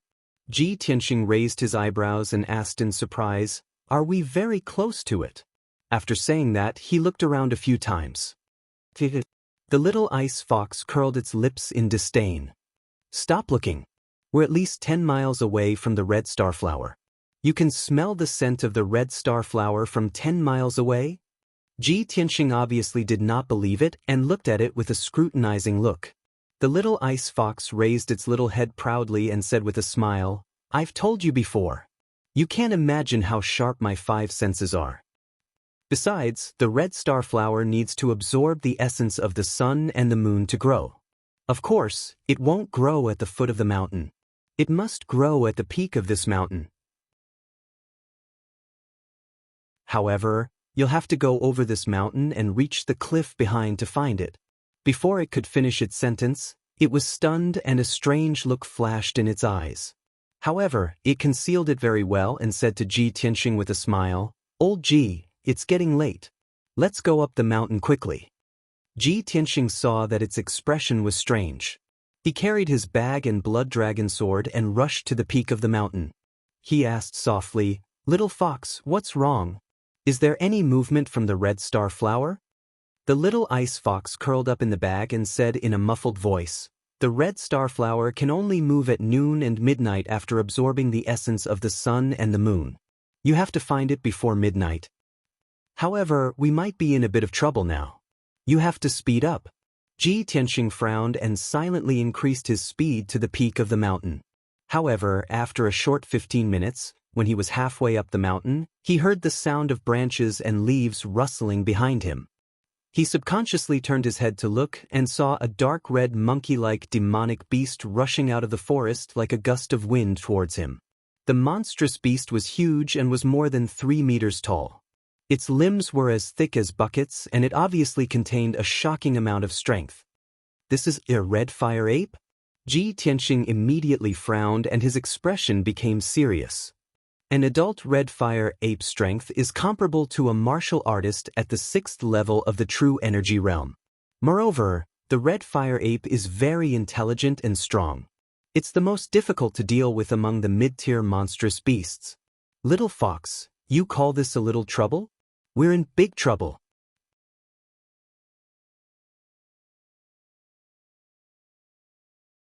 Chapter 37. With Ji Tianxing's current strength at the 9th body refinement layer, he had no chance of winning against the scarlet fire ape.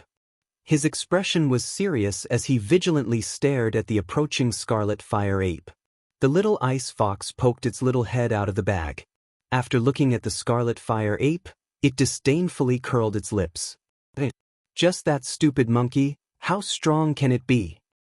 In the past, it ran to the Xianbing cave to save its child, but I sent it flying down the mountain with a single slap. Ji Tianxing instantly knit his brows and snappily shouted, "It came to find you for revenge? Could it be that you killed its child?" The little ice fox disapprovingly said, "What's there to be surprised about? I was bored staying in the Xianbing cave and its child was jumping around outside. Of course I had to bring that little monkey into the cave to play with. I never thought that little monkey would be so weak. I didn't even play with it for a bit before its 4 legs kicked and it died." Ji Tianxing was speechless. He angrily laughed as he scolded, "You're still being reasonable, aren't you? Hearing your tone, you didn't play to your heart's content and seemed disappointed?" AI. Let's not talk about the past. The little ice fox had a dispirited appearance as it shook its head and said, "You should think about how to deal with this fire monkey." Tianxing angrily gritted his teeth. He wished he could beat the little ice fox half to death to vent his anger. But at this time, the scarlet fire ape was only 5 feet away from him. The scarlet fire ape opened its strong arms and stood on the ground. Its scarlet eyes stared at Tianxing. It opened its wide mouth and revealed 2 rows of sharp teeth. At such a close distance, Tianxing could smell the thick scent of blood coming from its body. He could clearly see the blood and bone fragments in its teeth. He secretly gripped the blood dragon sword and his muscles tightened as he accumulated all his strength. The crimson fire ape suddenly let out a low roar and suddenly jumped up. Like an arrow leaving the bow, it pounced towards Tianxing with its huge claws. Tianxing immediately moved 3 meters away, narrowly dodging the crimson fire ape's attack. Bang bang! The crimson fire ape's huge claws slammed onto the ground, shattering a huge rock the size of a water tank. This red fire ape is actually so powerful. Tianxing was shocked. He waved his sword with all his might and slashed at the back of the red fire ape. The crimson fire ape turned around and swung its arms to hit the blood dragon sword, sending it flying. With a whoosh sound, it stabbed into a tree not far away. Tianxing was also sent flying 10 feet away and fell on the grass. His right shoulder was numb and stinging, and for a moment he couldn't exert any strength. The crimson fire ape's figure flashed and pounced over. With a bang, it slapped Tianxing. Tianxing was immediately sent flying more than 20 feet away. He crashed into a big tree and rolled into the bushes. The clothes on his back were torn apart by the crimson fire ape's sharp claws. His entire back was covered in blood and burning pain. After being slapped by the crimson fire ape, he felt that all the bones in his body were about to break. He was so dizzy that he couldn't get up at all. The bag on his back was also sent flying by the crimson fire ape. It fell into the grass and all the food inside spilled out. However, the little ice fox was safe and sound. Seeing that the situation wasn't good, it had already jumped out of the bag and onto the top of a tree. The crimson fire ape didn't chase after Tianxing. It stared at the little ice fox on the top of the tree with its blood-red eyes and bared its fangs as it growled. Roar! It jumped again with all its might and leaped more than 10 meters high. It waved its claws and pounced on the little ice fox on the top of the tree. With a kacha-kacha sound, the thick tree branches between the crimson fire ape and the little ice fox were all smashed into pieces. Seeing that there was nowhere to hide, the little ice fox's silver eyes were filled with rage as it let out an angry roar. It roared, "Damn old monkey, go to hell!" It waved its front claws with all its might and shot out a 2-foot-long icy blue light. It shot towards the crimson fire ape like a sword. The crimson fire ape had just pounced in front of the little ice fox and couldn't dodge in time. It was instantly hit in the chest by the icy blue light. Bang! With a muffled sound, the crimson fire ape flew back from the top of the tree. It drew an arc in the sky and landed on the grass a few meters away with a plop. There was a big hole in the grass. Dirt, stones, and grass were mixed together and splattered everywhere. When the crimson fire ape struggled to get up, its chest was already stained with blood. There was a fist-sized bloody hole. The little ice fox had released an icy blue light and severely injured the crimson fire ape. However, the icy blue brilliance had already exhausted its power, and it immediately fell from the tree into the bushes in a dispirited manner. Seeing this, the crimson fire ape's eyes shone fiercely. It roared and pounced on the little ice fox. Tianxing saw that the little ice fox couldn't escape or resist. He subconsciously rushed over to save it. However, his blood dragon sword was sent flying. Without a weapon in his hand, how could he block the crimson fire ape's attack? At this critical moment, he suddenly recalled the scene in the Xianbing cave last night. At that time, he was bound by the little ice fox's icy blue light. He struggled with all his might and managed to force out the 12 streaks of sword chi in his body. They circled around him and danced. Thinking of this, he activated the sword chi in his body with all his might and forced the 12 streaks of sword chi out of his body. Swish, swish, swish, swish. 12 streaks of golden sword chi instantly appeared and danced around him. Go! Ji Tianxing roared and controlled the 12 streaks of sword chi to attack the Crimson Fire Ape that was 3 meters away. The Crimson Fire Ape's chest was severely injured. Its strength was greatly reduced, and its speed of attack was also much slower. It had just rushed to the little ice fox's side and raised a pair of fan-sized palms to slap the little ice fox. At this moment, the 12 streaks of sword chi pierced over at lightning speed. It was immediately forced to withdraw its palms and quickly retreat. Swish, swish. The sword chi slashed the Crimson Fire Ape's shoulder and neck, leaving behind 3 thin and long wounds. Dark red blood flowed out. Although the Crimson Fire Ape's injuries weren't serious, the 12 streaks of sword chi that were flying around it made it unable to get close to the little ice fox. It roared furiously and desperately waved its claws to attack the surrounding sword chi.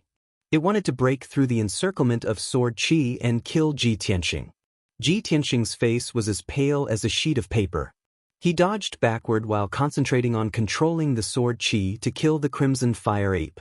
The Crimson Fire Ape kept roaring and desperately closed in on Ji Tianxing. However, it was pierced by the sword chi again and again. There were more and more wounds on its body. Ji Tianxing fought with it for a while and was drenched in sweat. He was so tired that he almost fainted. It was only now that he realized that controlling the 12 streaks of sword chi to fight was extremely taxing on his mind. With his current strength, he could only hold on for about 30 breaths before fainting. Fortunately, the Crimson Fire Ape was severely injured. After being pierced by the sword chi, it was bleeding profusely and its strength was quickly weakening. It only held on for about 20 breaths before it roared in grief and indignation. It turned and fled into the forest. Ji Tianxing had already exhausted his mind and physical strength. He couldn't chase after the Crimson Fire Ape. He quickly withdrew the 12 streaks of sword chi and sat on the grass, panting heavily.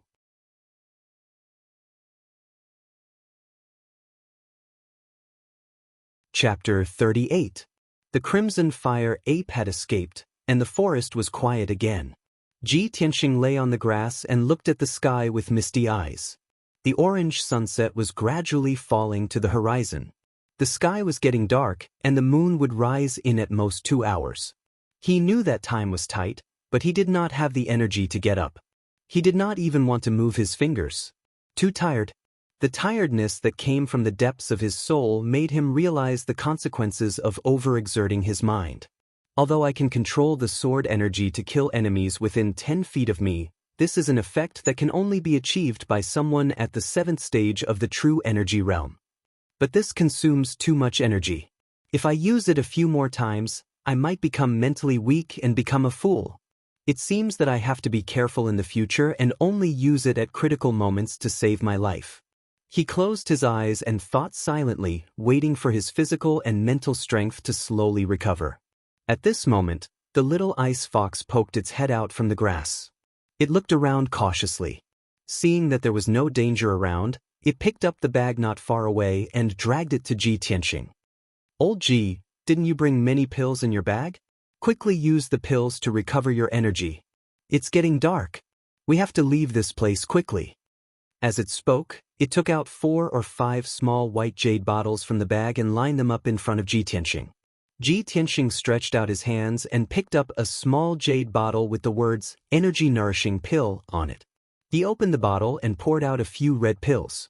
He stuffed them into his mouth, chewed twice, and swallowed them.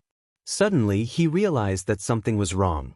He looked at the little ice fox in confusion. "Little fox, why are more than half of my pills gone? Did you secretly eat them?" The little ice fox took 2 steps back and explained with a smile, "I was bored lying in the bag, so I ate the pills like they were candy. I didn't do it on purpose." "You stinky fox." Ji Tianxing was so angry that he wanted to hit it. However, He had not recovered his energy and could only give up. I think you want to secretly eat the pills to recover your energy and then run away? Little Ice Fox rolled her eyes and quickly changed the topic. Hey Olgi, don't talk. It's more important to recover your strength.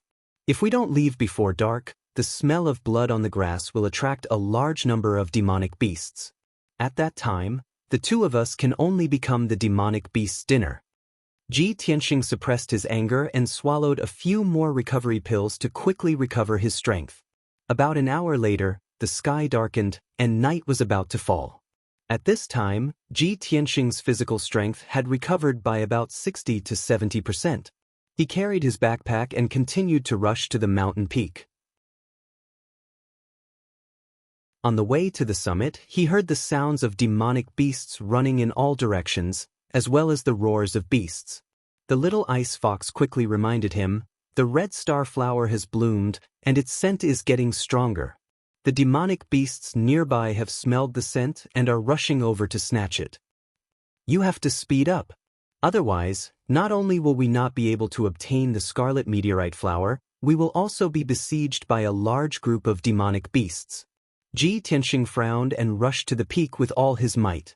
After a quarter of an hour, he finally reached the peak of the mountain, which was thousands of feet high, and came to a forest with sparse trees. He looked around vigilantly, looking for the location of the red star flower and checking the situation around him. However, the sky was already dark, and the forest was dimly lit. It was difficult to see clearly. He could only hear the sounds from the surrounding forest getting louder and louder, and the roars of beasts were getting closer. Little Ice Fox quickly stretched out her little paw and pointed to the southwest of the forest. Over there. Go quickly, there's a cliff over there. At this moment, Ji Tianxing did not have time to distinguish whether she was telling the truth or not.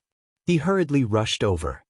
He ran wildly for more than 3 miles before he rushed out of the dense and dark forest and came to a patch of rubble.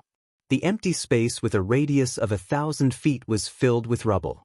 Between the dark brown boulders, there were weeds that were half a man's height.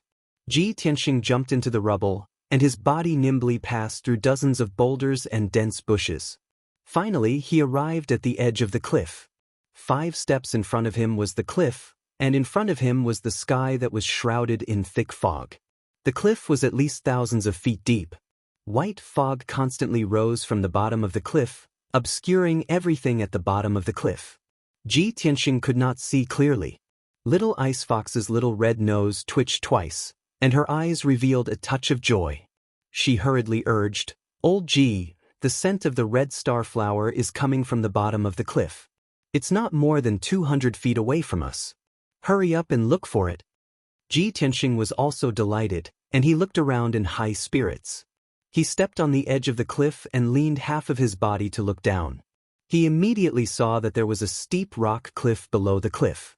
However, the cliff was not flat, and there were many cracks in many places. There were also many protruding boulders embedded in the cliff, and there were many green vines growing on them. Night finally fell. The stars and the moon had not yet appeared, and the world was pitch black. Ji Tianxing anxiously searched the area within a radius of 200 feet, but he did not see the red star flower. He did not even find a strand of strange-looking medicinal herb. Suddenly, Little Ice Fox, who was lying on his shoulder, stretched out her little paw and pointed at a huge rock at the bottom of the cliff. She cried out in surprise, Old Ji, look over there. Ji Tianxing hurriedly looked in the direction that she was pointing at, and he immediately saw that in the cracks of the huge rock, there was a faint silver light. It's the red star flower. It must be. Ji Tianxing's spirits were lifted, and he hurriedly found a vine that was as thick as a wrist on the ground. He climbed down the cliff using the vine. Before he came to the Taiyi Mountains, he had carefully investigated information about the red star flower. The red star flower was more than 2 feet tall. Its stem and branches were dark, but its flower was silver. This flower had absorbed the essence of the sun, moon, and stars for many years. Its petals would emit a faint silver light at night, just like starlight. However, this flower only bloomed once every 60 years, and each plant only had 1 flower. The flower would only bloom for 6 days before it wilted. Not long after, Ji Tianxing crawled along the vines until he was about 10 feet below the cliff. His feet stepped on a big rock that protruded from the cliff. However, he was still more than 40 feet away from the huge rock where the red star flower grew. With his strength, it was impossible for him to jump over. The cliff between the two huge rocks was bare, and there was no place for him to lean on. There was only a cluster of dark green vines growing on it. The vines were only as thick as chopsticks, and they looked very weak. They could not support his weight at all. He had no doubt that if he climbed those vines to pick the red star flower, he would definitely fall off the cliff and be smashed into pieces. At this moment, Ji Tianxing's face revealed a helpless, bitter smile.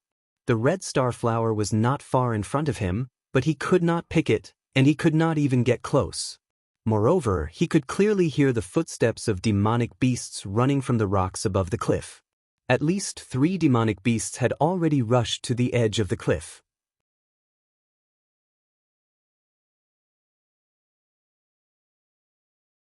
Chapter 39. What should I do? Ji Tianxing looked at the huge rock 4 feet away. His eyes were fixed on the starlight in the cracks of the rock, and he was trying to think of a solution anxiously. At this moment, the little ice fox came out of the bag and jumped down nimbly. It landed beside Ji Tianxing's feet. It observed the distance between the two huge rocks, and a smile flashed across its silver eyes. While Ji Tianxing was not paying attention, it jumped out with all its might. Swoosh! Just as it was about to fall from midair, it suddenly opened a pair of ice-blue wings under its abdomen and flapped them vigorously. Its figure drew an ice-blue arc in midair, and it flew lightly towards the huge rock not far away. Seeing this, Ji Tianxing was stunned for a moment and immediately revealed a gratified smile. That's right. Why didn't I think of the little fox? It has wings and it can totally fly over there. He smiled approvingly at the little ice fox and hurriedly reminded it, "Little fox, be gentle. You must be careful." The little ice fox was flying in midair, and it turned its head to give him a playful smile. The next moment, it landed lightly on the huge rock where the red meteorite flower grew.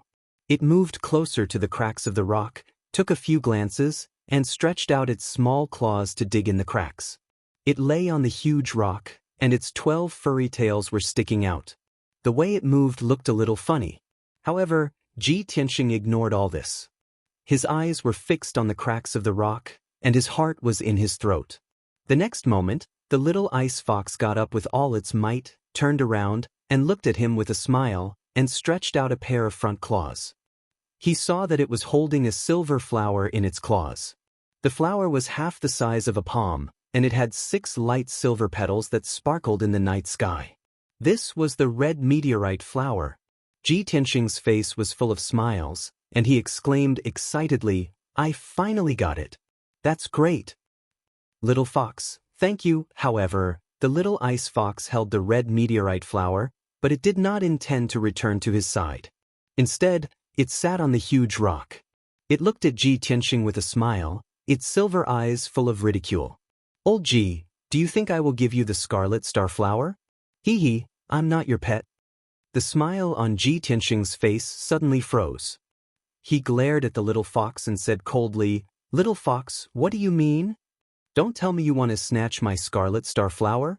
The scarlet star flower is used to repair the dantian and meridians. It's only effective for humans. It's useless for you.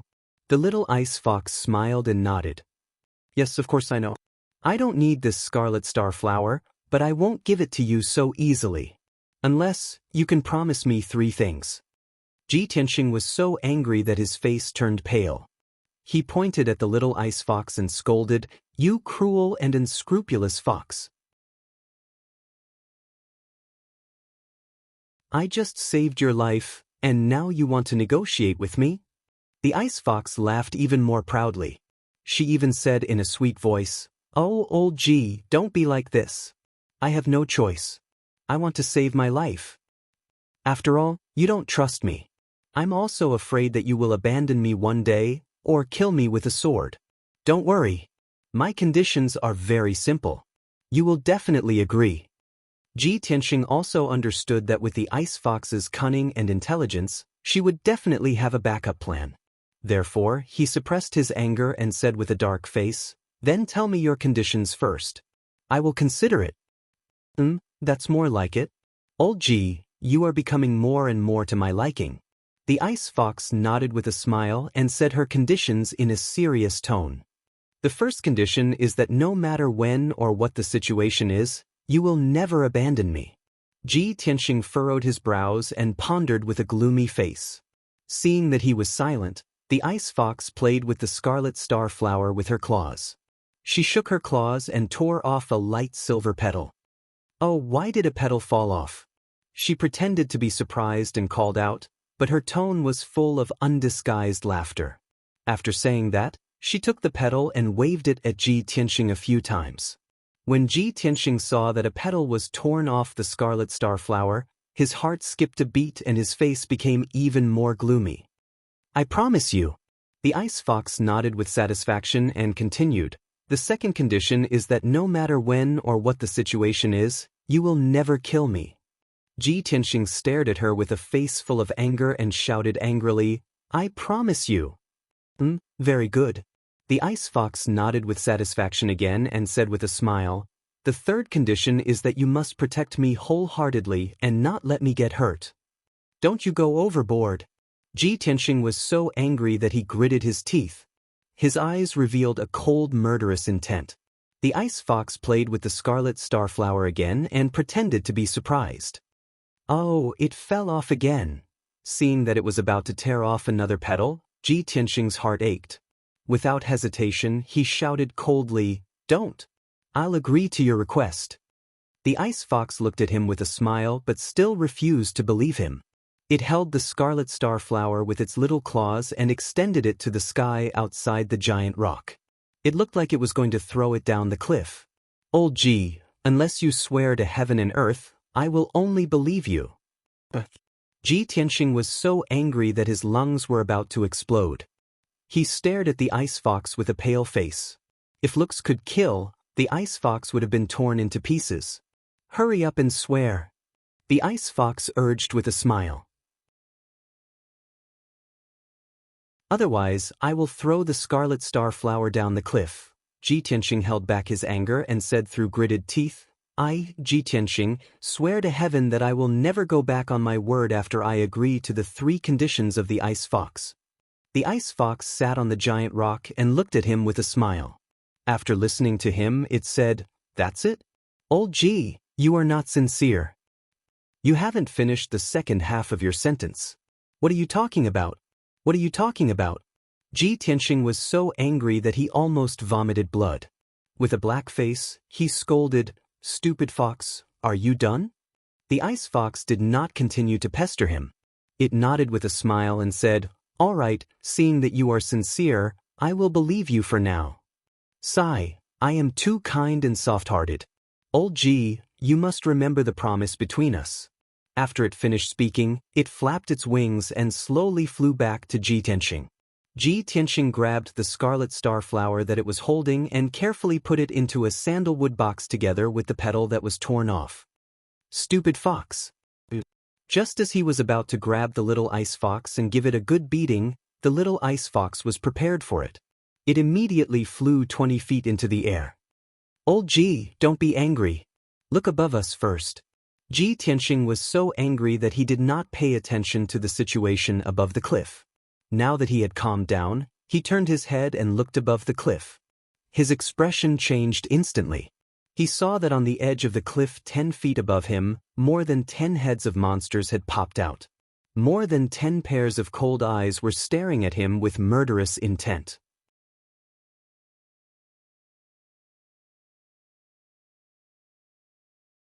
Chapter 40. The dozen or so gigantic demonic beasts were all mid-tier demonic beasts. Any one of them was as powerful as a martial artist at True Element Realm LV5. With Ji Tianxing's current strength, he could not even defeat one of the demonic beasts, let alone a dozen of them. Most importantly, he was trapped on a huge rock at the bottom of the cliff. He could neither reach the sky nor the ground. The dozen or so demonic beasts were lying on the edge of the cliff, waiting for him to escape. I'm dead. Ji Tianxing's face darkened. The joy of obtaining the red meteorite flower had disappeared immediately. He secretly held the blood dragon sword tightly and stared at the demonic beasts on the cliff. Although the demonic beasts could still restrain their desire to snatch the red meteorite flower, Ji Tianxing was still worried. If he dragged on for too long, the demonic beasts would pounce on him without regard for their lives. What should he do then? Just then, the ice fox's voice sounded behind him. Old Ji, you only have two choices now. Either you climb up and be eaten by the demonic beasts, or you jump off the cliff and die. However, there are demonic beasts at the bottom of the cliff. In the end, your body may still be eaten. Ji Tianxing was so angry that his teeth itched. He shouted angrily, "Cut the crap and think of a way. If I don't live, do you think you can escape?" Of course. The ice fox smiled proudly. Old Ji, are you stupid? I can fly. As it spoke, it flapped its little wings proudly and flew around Ji Tianxing. Ji Tianxing was so angry that he almost vomited blood.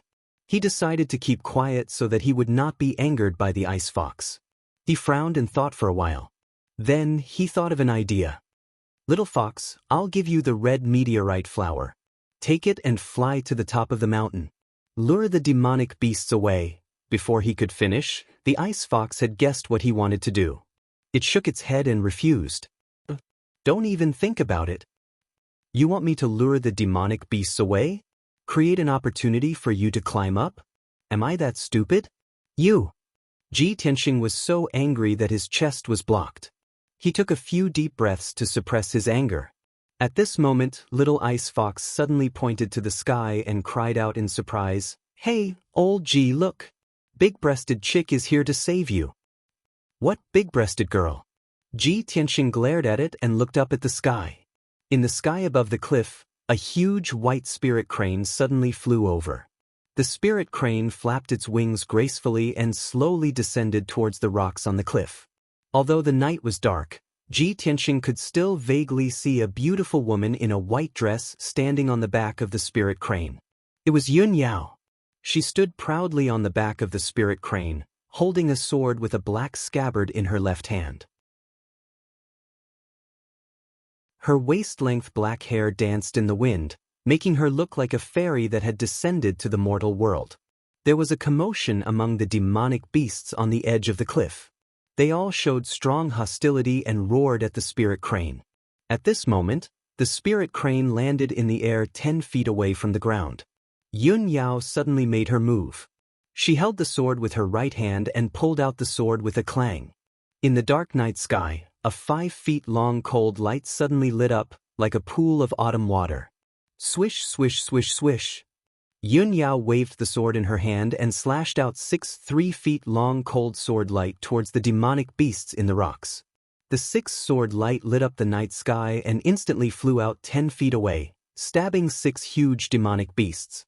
Bang, bang, bang, muffled sounds were constantly heard, mixed with the miserable cries of many demonic beasts.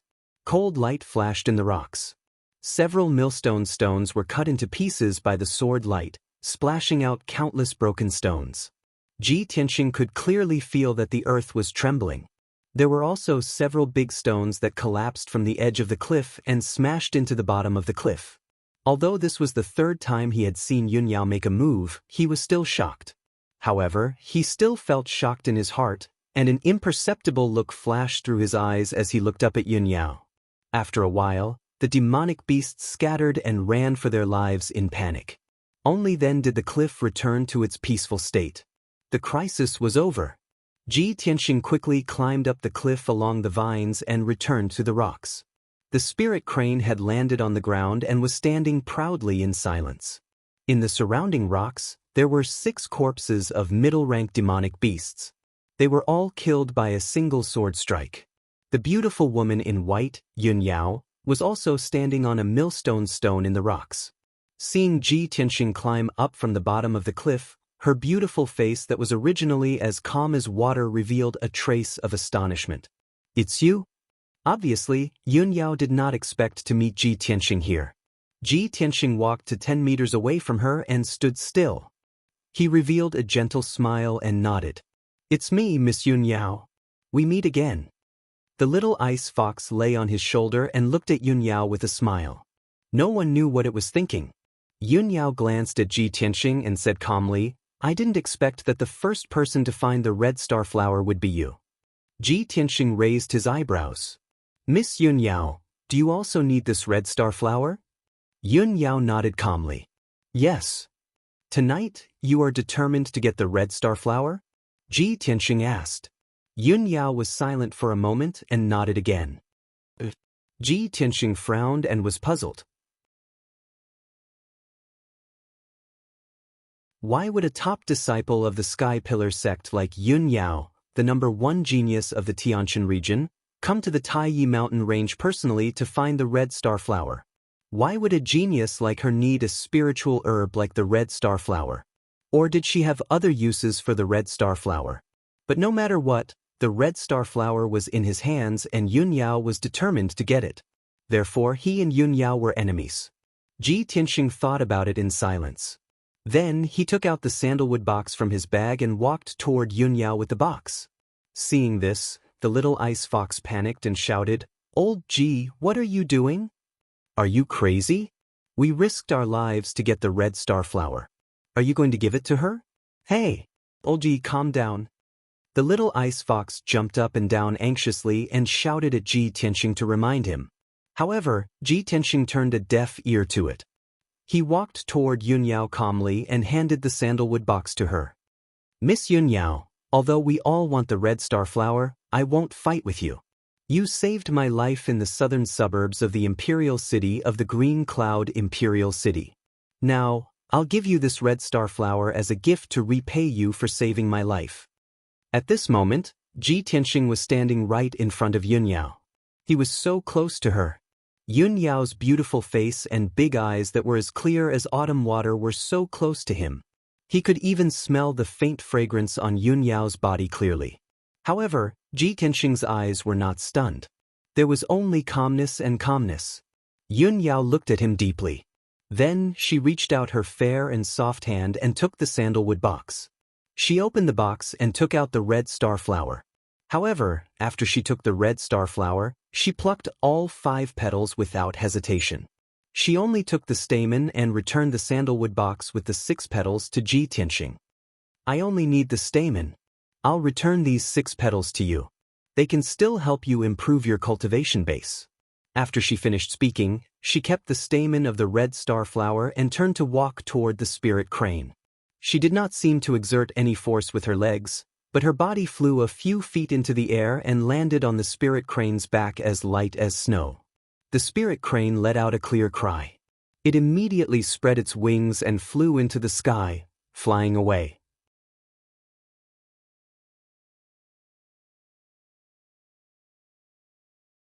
Chapter 41.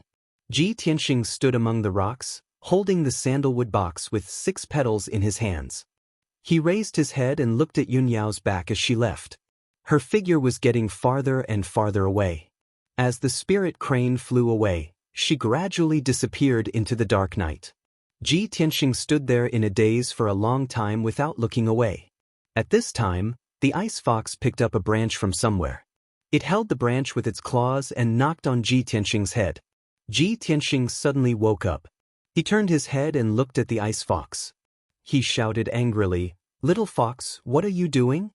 The ice fox looked at him with disdain and said in an unfriendly tone, "Stop looking. She has left. What are you looking at?" Ji Tianxing was too lazy to respond. He put the sandalwood box into his bag and was about to go down the mountain through the rocks.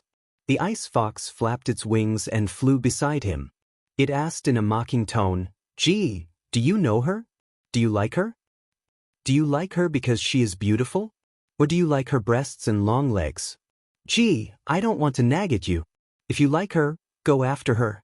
If you can't get her, just pester her. If you keep it in your heart and don't say anything, how will she know that you like her? Ji, I look down on you. Hey, Ji, why don't you say anything? Are you still thinking about that chick?" Ji Tianxing wanted to go down the mountain in silence and ignore the ice fox. But he was annoyed by the ice fox's harassment. He couldn't help but shout angrily, Little fox, shut up. Seeing that he was angry, the ice fox didn't say anything more. It muttered a few words unhappily and went back to sleep in the bag. When you saw the big-breasted chick, you looked like you were obsessed with her. You even gave away the red star flower that we tried so hard to find. If that big-breasted chick wasn't so reserved, you wouldn't even have a petal left. How can a gullible guy like you protect me in the future? I'm really worried about my future. Tianxing was too lazy to explain what had happened to the ice fox. He did not want to explain that he did not want to owe anyone a favor.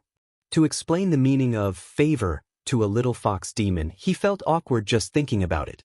He simply hurried on his way in silence, rushing all the way down the mountain. About an hour later, Tianxing arrived at the foot of the mountain and returned to the mountain stream. Now that he had obtained the red star flower, there was no need for him to stay in the Taiyi mountain range and risk his life. He just wanted to leave this place as soon as possible. Even though the Taiyi mountain range was extremely dangerous at night, with countless demonic beasts roaming about. However, Tianxing knew that with the little ice fox's keen 5 senses, she would be able to help him avoid most of the demonic beasts. However, when he followed the mountain stream and walked out of the forest, a cold laugh came from the dark forest not far away. Haha, I didn't expect that someone would have already obtained the scarlet meteorite flower before all the experts have found it. Suddenly hearing the owl-like cold laugh, Tianxing stopped in his tracks. He looked at the forest vigilantly and secretly held the blood dragon sword tightly. He did not open his mouth to speak. His eyes were searching in the dark forest, and his ears were listening to all the sounds within a radius of 30 meters. In the next moment, the hoarse and unpleasant voice sounded again. I'm lucky enough. Not only can I take your head to receive the reward, but I can also get the scarlet meteorite flower. Hee. As soon as the voice sounded, 3 cold lights suddenly flew out from the dark forest and shot toward Tianxing like sharp arrows. Hidden weapons. Tianxing's pupils constricted. With a step, he moved 3 meters away. At the same time, he waved the blood dragon sword and slashed out a sword light. Ding ding! 2 crisp sounds burst out. 2 cold lights were slashed by the blood dragon sword and bounced off, landing in the grass. Another cold light brushed past Tianxing. With an ear-piercing sound, it was nailed into a big tree not far behind him. At the same time, a black figure pounced out from the darkness and silently waved 2 sabers to stab Tianxing's vital parts. The black figure's movements were very swift, like a ghost in the night. He held the 2 sharp sabers tightly in his hands. The blades were also black and would not shine with a cold light to attract attention. Tianxing instantly understood that this black figure was definitely an assassin whose job was to kill people. Swoosh! Swoosh! The 2 black sabers were in front of Tianxing. Before the blades arrived, a biting cold force hit his face, causing his cheeks to hurt. At the moment of life and death, his expression was extremely grave. He waved the blood dragon sword with all his might to block the assassin's assassination.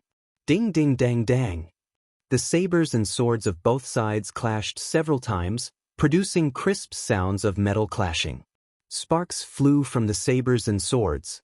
Tianxing was also pushed back by the majestic force. His arms were numb and stinging. 3rd level of the true energy realm? Or 4th level? He muttered to himself and roughly judged the black-clothed assassin's strength. Although he did not have much of a chance of winning against an assassin of such strength, he would not be killed so easily. 10 Mysterious Sword Technique. Tianxing clenched his teeth and unleashed his ultimate sword technique with all his strength to fight fiercely with the black-clothed assassin. His muscles swelled up, and his bones made crisp cracking sounds. It was obvious that he had pushed his strength to the limit. The 2 figures kept jumping and moving in the forest. Every time they got close, there would be clashing sounds. It was difficult to tell who was the winner. Tianxing had used up a lot of his strength. He was sweating profusely and his face was pale. Even his left arm had been hit by a saber, leaving behind a chopstick-sized wound.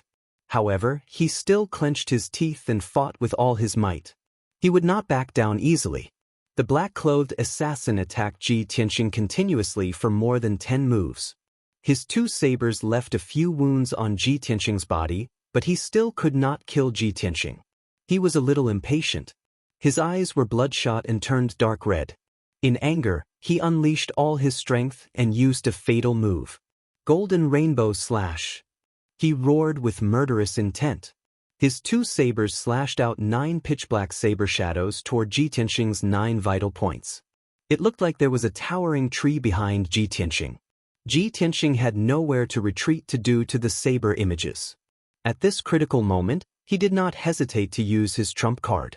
Sword Chi out.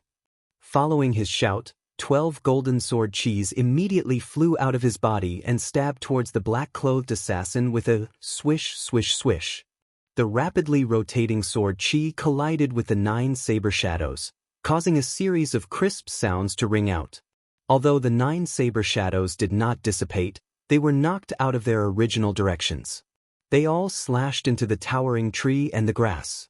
In a split second, deep dents were left on the thick tree trunks. Several gullies were also cut into the grass. Dust flew everywhere. Sword chi? There are actually so many of them? The black-clothed assassin was stunned. His eyes widened in shock. He already found it unbelievable that a trash in the refinement realm could withstand 30 moves from him. But now, this trash had actually released sword chi, and 12 of them at once. Only experts at the True Energy Realm level 7 and above could condense the Yuan Qi in their body into Sword Qi and release it outside their body to attack. How did this famous trash in the Imperial City do it? Could it be that his strength did not fall to the Refinement Realm and he was still a genius at the True Energy Realm level 7?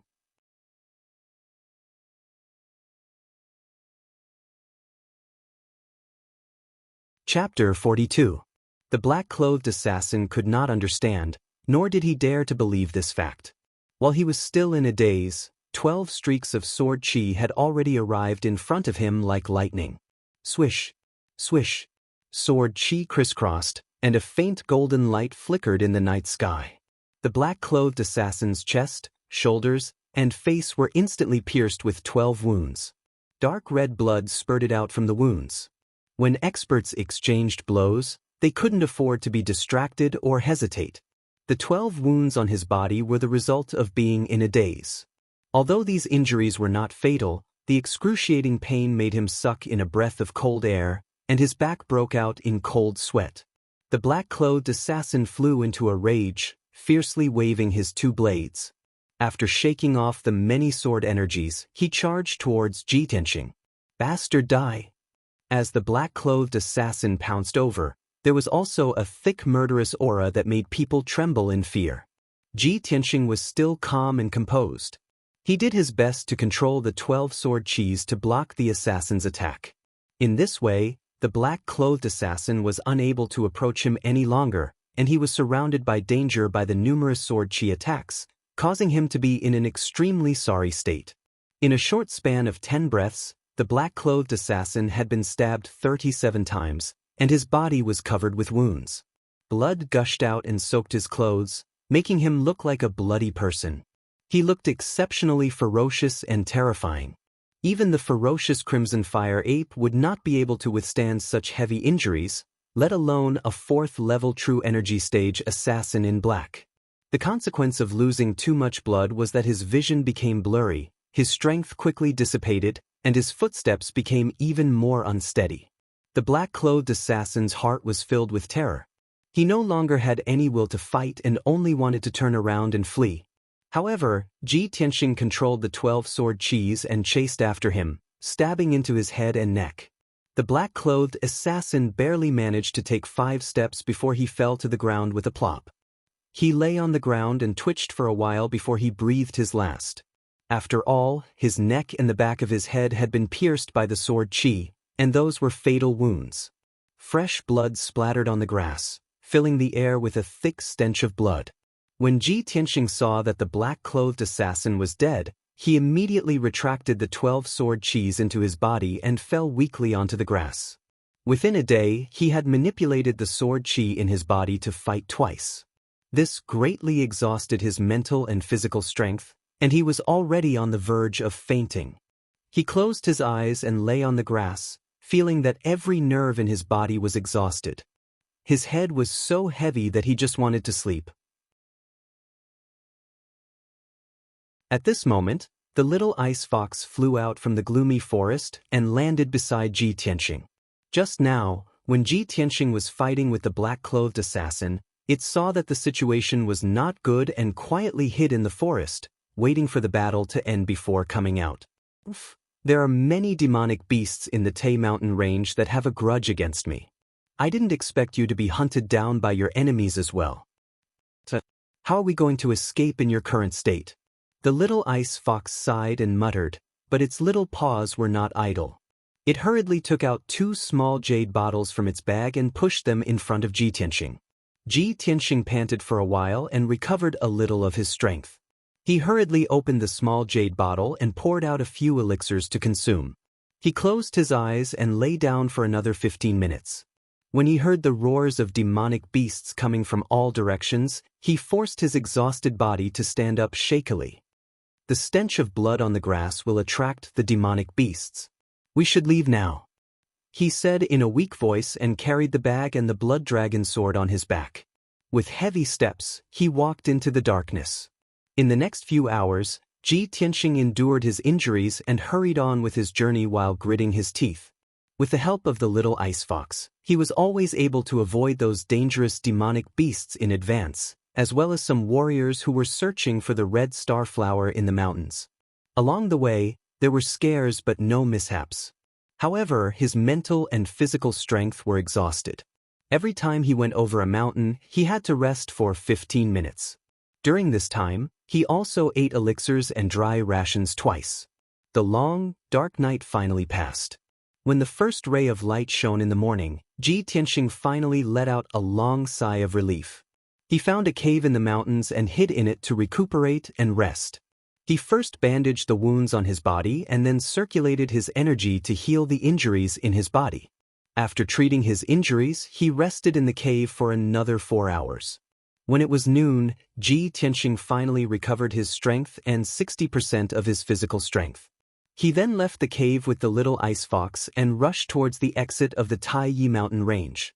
After he went over 4 mountains in a row, it was almost evening. He finally returned to the exit of the mountain range and entered the lush valley. When Ji Tianxing was crossing the valley, he met a few warriors who were entering the mountains.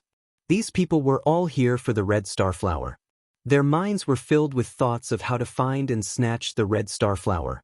When they brushed past Ji Tianxing, they only glanced at him casually and did not stop at all. But they would never have thought that the red star flower had been picked long ago and was in Ji Tianxing's possession. When night fell, Ji Tianxing quietly returned to Tai town. The town, which had been bustling with noise a few days ago, was quiet at this time and had returned to its usual desolation. After all the warriors who came to look for the red star flower had entered the Tai mountain range. Ji Tianxing did not return to the Fortune Inn, nor did he look for his frost and snow-chasing wind horse. Because he knew that the people who wanted to assassinate him and the assassins of the blood-clothed tower must be watching the Fortune Inn. The black-clothed assassin who had tried to assassinate him in the mountains must also be from the blood-clothed tower. He was just wondering in his heart who had hired the blood-clothed tower's assassins to assassinate him. Regarding this question, he vaguely had an answer in his heart, but he was not sure yet. In his current situation, it was impossible for him to investigate this matter. The best choice was of course to return to the imperial city immediately. That night, Ji Tianxing got a horse in the town and left Tai town overnight. For the next 3 days, he galloped on his horse and rushed to the imperial city without stopping under the night and the sky. After a bumpy journey of 2,000 miles, he finally rushed back to the Ji mansion in the morning of the 3rd day. After returning to the Ji mansion, Ji Tianxing did not have time to report the news to his father and went directly to the Breeze courtyard. He told Huan that he would be in seclusion for a few days and that no one should disturb him. Then he entered the secret chamber and prepared to use the power of the red star flower to condense the sword embryo. In the dark secret chamber, the vital energy gathering array was activated and was absorbing the qi of heaven and earth from all directions and gathering it in the center of the array. Ji Tianxing sat cross-legged in the array and held a sandalwood box with both hands. Looking at the 6 silver petals in the box, a gratified smile appeared on his face. His eyes were filled with anticipation. In the past 10 days, he had desperately rushed more than 4,000 miles and almost lost his life several times when he encountered life-threatening situations. Now that he had the red star flower, the running and danger of the past 10 days were all worth it. He could finally condense the sword embryo. I've been waiting for this day for too long. Looking for your support and recommendation tickets, I'm begging everyone.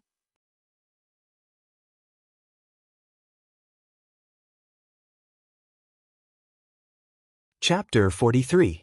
Ever since he started cultivating the sword heart, Ji Tianxing had been looking forward to this day when he could condense a sword embryo. With his current strength at the 9th level of the body refinement realm, when he attacked with all his might, his combat power was comparable to a martial artist at the 1st or 2nd level of the true element realm. If he used his trump card and manipulated 12 streaks of sword qi to attack, he could even defeat a martial artist at the 3rd or 4th level of the true element realm. A normal martial artist at the 9th level of the body refinement realm would never be able to do that. This was the extraordinary part of the sword heart Dao.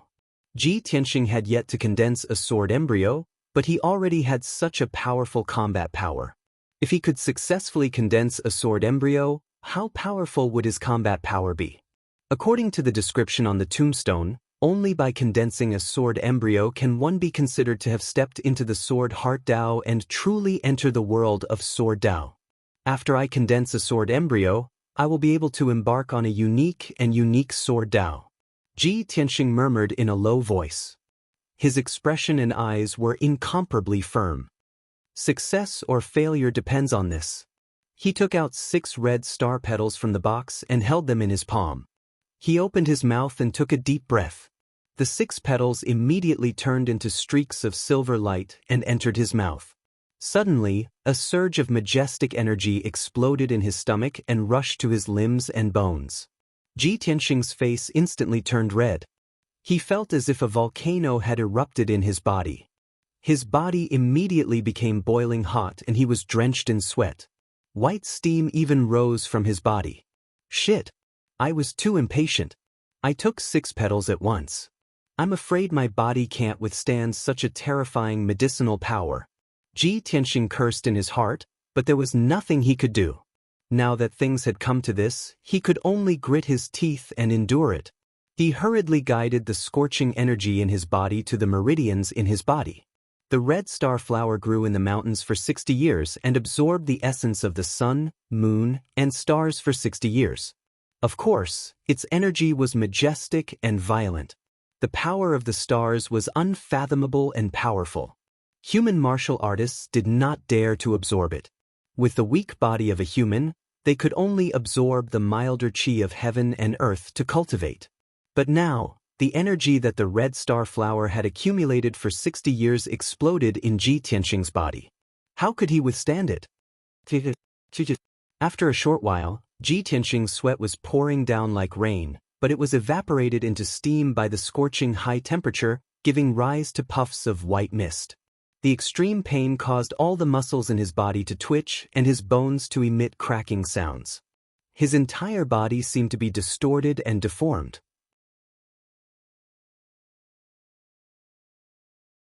He could even clearly sense the vast medicinal strength of the scarlet meteorite flower raging within his body and madly destroying his meridians. This caused him both extreme pain and extreme anxiety. Initially, he wanted to consume the red star flower to strengthen his meridians, but he didn't expect that his weak meridians would be completely destroyed, broken, and twisted into a mess. What should he do? How was he going to cultivate in the future? Could it be that his martial arts foundation was completely destroyed and he could only be a cripple for the rest of his life? Ji Tianxing's heart was filled with a strong sense of unwillingness and anger. He tried his best to circulate his energy to disperse and guide the vast medicinal efficacy of the scarlet meteorite flower. However, when he managed to disperse the medicinal efficacy of the scarlet meteorite flower, guiding it into dozens of scorching torrents and spreading it to every part of his body, the situation became even worse. Earlier on, the medicinal efficacy of the scarlet meteorite flower had only destroyed his meridians. Now that it had spread to his limbs and bones, it had destroyed all the meridians in his body. Ji Tianxing was filled with despair. He was so angry that he almost vomited blood. However, he was already powerless to stop the medicinal efficacy of the scarlet meteorite flower. He could only allow the meridians in his body to be destroyed. He felt a warm sensation in his throat. He couldn't help but open his mouth and spit out a mouthful of hot blood. Following that, the skin all over his body started to crack. Numerous cracks and wounds appeared and countless drops of blood seeped out from them. It's over. My physical body can't withstand the medicinal efficacy. Am I going to explode and die? Ji Tianxing screamed in his heart. His consciousness started to become hazy and blurry. In just a short few minutes, his mental and physical strength were completely exhausted. Intense fatigue surged from the depths of his soul, and he was about to fall asleep. Am I going to die? But I can't accept this. I have yet to avenge the Ling family. I have yet to clear my name as a useless person. I have yet to eliminate the Ji family's internal problems. I have yet to heal my father's injuries. The intense unwillingness in his heart made Ji Tianxing's willpower stubbornly hold on. Although he wasn't unconscious, his consciousness was muddled and he was on the verge of being half asleep. He couldn't even control his own body. He could only sit stiffly in the array and allow the medicinal efficacy of the scarlet meteorite flower to wreak havoc in his body. He didn't know how much time had passed. It could have been a day or a month. His consciousness started to wake up slowly. He realized that the burning pain in his body had disappeared. The violent and scorching medicinal efficacy of the scarlet meteorite flower seemed to have calmed down. He slowly lowered his head and looked at his body. I am not dead yet. I am still alive. Not only was he not dead, but his physical body was also in perfect condition. Ji Tianxing was instantly energized. His eyes lit up with the flames of hope. As long as he was alive, there was still hope. Although his entire body was sore and numb, he could still feel the tearing pain left behind after his meridians were destroyed. However, he endured the pain and lowered his head to size up his body. The black robe he was wearing was covered in a layer of blood and dirt. It had actually become stiff like a piece of mud. He saw that the bloodstains on his arms and legs were actually black. His entire body was also covered in a thick layer of dirt. How could this be? Why was the blood I vomited and the blood that flowed out from my wounds black? Ji Tianxing was filled with doubts and couldn't figure it out for now. At this moment, he suddenly felt a numbing sensation all over his body. It was unbearably itchy. However, his entire body was sore and numb. He couldn't move at all. It was wishful thinking to reach out and scratch the itch. Ji Tianxing could only endure the numbness and itchiness and calmly sense the situation in his body. Soon, he realized that the damaged and twisted meridians in his body were actually healing rapidly. The majestic medicinal efficacy of the scarlet meteorite flower was still dormant in his body. It actually turned into countless icy cold streams and wrapped around his meridians. The messy meridians were actually recovering rapidly under the nourishment of the cool medicinal efficacy. Ji Tianxing was stunned. After a while, he recovered and immediately guessed the reason. I understand now. I see. The scarlet meteorite flower is indeed a spirit herb. It actually has such miraculous effects. Is this one of the legendary martial Dao's strange realms, destruction before establishment? In this world, legends said that there were many kinds of martial Dao's strange realms that could rapidly increase a martial artist's strength or change a martial artist's talent. For example, bone marrow cleansing, rebirth, destruction before establishment, yin and yang fusion, unity of heaven and man, and so on. They were all martial Dao's strange realms. However, although the effects of martial Dao's strange realms were miraculous, they would only appear on top geniuses or martial artists who had obtained great opportunities. Ji Tianxing's current situation was precisely the destruction before establishment in martial Dao's strange realms. Originally, his meridians were the same as ordinary martial artists. This limited his future achievements in martial Dao. Even if he was extraordinarily talented and had extremely high comprehension, a genius who far surpassed ordinary martial artists. However, he could at most reach the origin core realm in this lifetime before his potential was exhausted. But it was different now. The medicinal efficacy of the scarlet meteorite flower destroyed his meridians and helped him rebuild them. That's right. It was rebuilding his meridians and not strengthening them.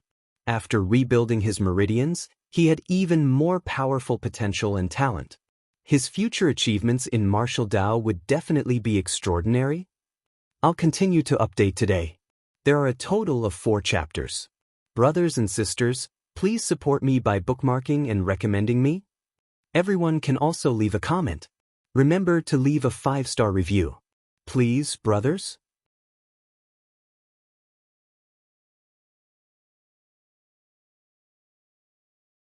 Chapter 44. Ji Tianxing had read many martial arts manuals and understood the wonders of martial arts. It was a pity that martial arts was like a legend to him, unreachable. He never dared to imagine that one day he would encounter a martial arts wondrous realm, destruction followed by re-establishment. He knew the extraordinary effects of destruction followed by re-establishment. Of course, he was excited and his eyes shone brightly. Destruction followed by re-establishment. Previously, my energy center was destroyed and I couldn't return to the true energy realm. I was the biggest laughingstock in Qingyun country. But from today onwards, I have potential that ordinary people can't reach. I will definitely have greater martial arts achievements and become an even more dazzling genius than before. Breaking out of the cocoon and becoming a butterfly, soaring to the sky. After a long time, Ji Tianxing finally calmed down. He calmed his heart and felt the changes in his meridians. Watched as the red meteorite flower reconstructed his meridians. No wonder so many forces and experts want to get their hands on the red meteorite flower. Such a spiritual herb that seizes the fortune of heaven and earth and gathers the essence of the sun and moon is really rare. The sun represents the yang while the moon represents the yin. The combination of the sun and the moon is the combination of yin and yang. That's why it has such a miraculous effect. When I first consumed the red meteorite flower, the yang potency destroyed my meridians. Now, the yin potency is reconstructing my meridians. In that case, the martial arts wondrous realm I have today is not only destruction followed by re-establishment but also the combination of yin and yang. At the thought of this, Ji Tianxing's eyes flashed with astonishment. He was even more surprised. Just the destruction before establishment realm of the martial way alone was enough to make him a martial way genius. If he had the combination of yin and yang, which was even rarer, wouldn't he become a top genius? Ji Tianxing was excited and full of anticipation for the future. He believed that the day of revenge and cleansing his humiliation was not far away. However, all of this was based on the fact that he could condense the sword embryo. Once the sword embryo was formed, he could look forward to the unparalleled sword Dao and his future would be bright. If he couldn't condense the sword embryo, all of his fantasies and expectations would just be an illusion. Time flew by and 12 hours passed quickly. Ji Tianxing's numbness disappeared and his meridians were completely reconstructed. The majestic medicinal power of the red star flower also lay dormant in his body, filling his limbs and bones, slowly strengthening his physical body. He tried to cultivate and absorb the qi of heaven and earth in the array formation. As expected, the boundless qi of heaven and earth entered his body like small streams flowing into a great river. After the reconstruction, his meridians had become wider and more resilient, allowing him to circulate his qi without any hindrance. If his meridians were like small streams in the past, then his current meridians were like rivers. Great! With the current strength of my meridians, there is at least an 80% chance that I will succeed if I channel the sword qi and condense the sword embryo. After Ji Tianxing was done with his preparations, he could not wait to circulate his energy to control the sword qi and try to condense the sword embryo. Earlier in the Taiyi mountain range, he'd forced the sword qi out of his body many times to fight, so he was already very familiar with controlling the 12 strands of sword qi. Now, he was controlling the sword qi to enter his meridians and swim towards his dantian. Not only were the reconstructed meridians wider, they were also tougher, enough to withstand the sharp and fierce sword qi. However, when the sword qi swam in his meridians, he still felt a piercing pain. But this level of pain was not a problem for him. After 15 minutes, Ji Tianxing successfully moved the sword qi from his Huizong acupoint to his dantian. The toothpick-like faint golden sword qi floated in the black hole in his dantian, calm and steady. He had finally taken the first step to success. Ji Tianxing was in high spirits. He circulated the sword qi from his yang qi acupoint to enter his meridians and flow towards his dantian. After 15 minutes, the second sword qi reached his dantian and floated in the black hole. Subsequently, Ji Tianxing activated the third, fourth, and fifth strands of sword qi. 6 hours had passed. The sword qi from his 12 acupoints had all gathered in the black hole in his dantian. He was only one step away from success. The last step was to fuse the 12 strands of sword qi and condense the sword embryo. Ji Tianxing was neither arrogant nor rash. He carefully and steadily circulated the way of the heart of the sword and started to fuse the sword qi. This process was very difficult and did not allow for the slightest mistake. He had enough patience and perseverance to fuse the sword qi one after another and condense the embryonic form of the sword embryo. The secret chamber was silent and time passed quietly. After 16 hours, he finally fused the 12 strands of sword qi and condensed them into a small golden sword the size of a little finger. The sword embryo was finally condensed successfully. From now on, this small golden sword would be the source of his power, his dantian. He had finally laid the foundation of the way of the heart of the sword and successfully stepped into the door of the supreme sword principle. He was not far from the way of the heart of the sword. At this moment, Ji Tianxing's emotions were surging and his blood was boiling. He revealed a gratified smile. He had endured so much humiliation and experienced so many life and death situations, but it was all worth it. Ji Tianxing stopped and ended his closed-door cultivation. He forced himself to endure the weakness in his body and the hunger in his stomach as he walked out of the secret chamber. After returning to his room, he hurriedly called for his maid, Huan opened the door and entered. When she saw Ji Tianxing's appearance, she was shocked. "Eldest young master, you've only been in closed-door cultivation for 2 days. How did you become like this?" She saw that Ji Tianxing's hair was messy like a chicken's nest.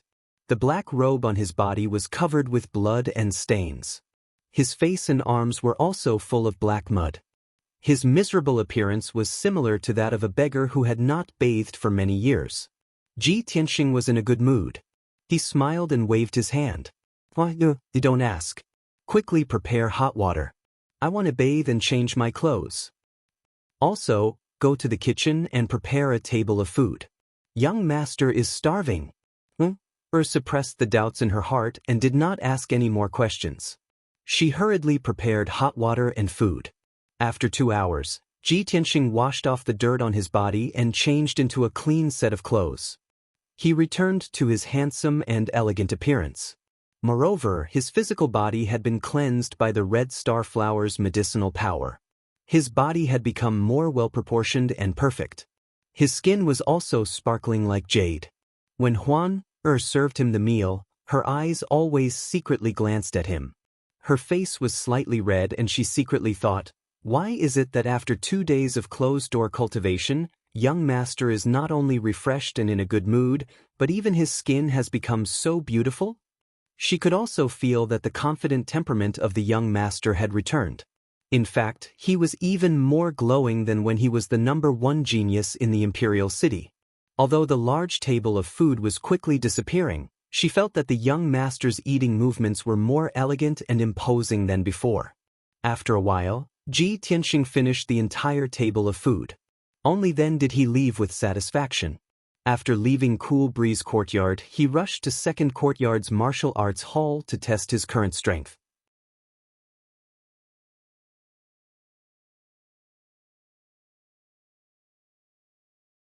Chapter 45. It was noon.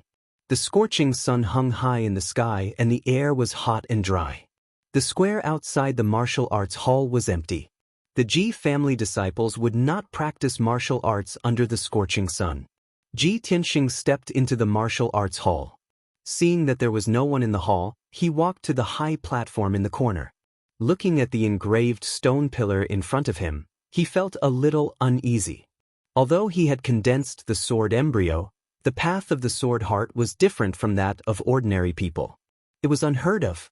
He wasn't sure if his current strength had reached the true energy realm. Only by using the psychic stone pillar could he prove his conjecture.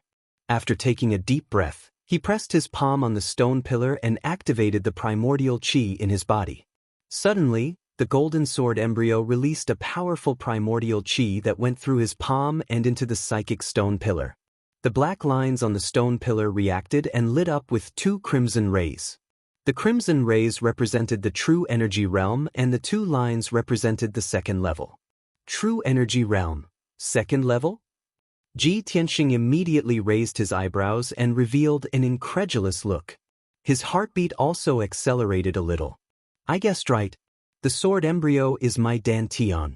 I have condensed the sword embryo, which is equivalent to the true energy realm. But why did I skip true energy realm level 1 and reach true energy realm level 2 when I just condensed the sword embryo? His heart was filled with shock and disbelief. No matter who it was, to advance from the body refining realm to the true energy realm, they would first reach true energy realm level 1.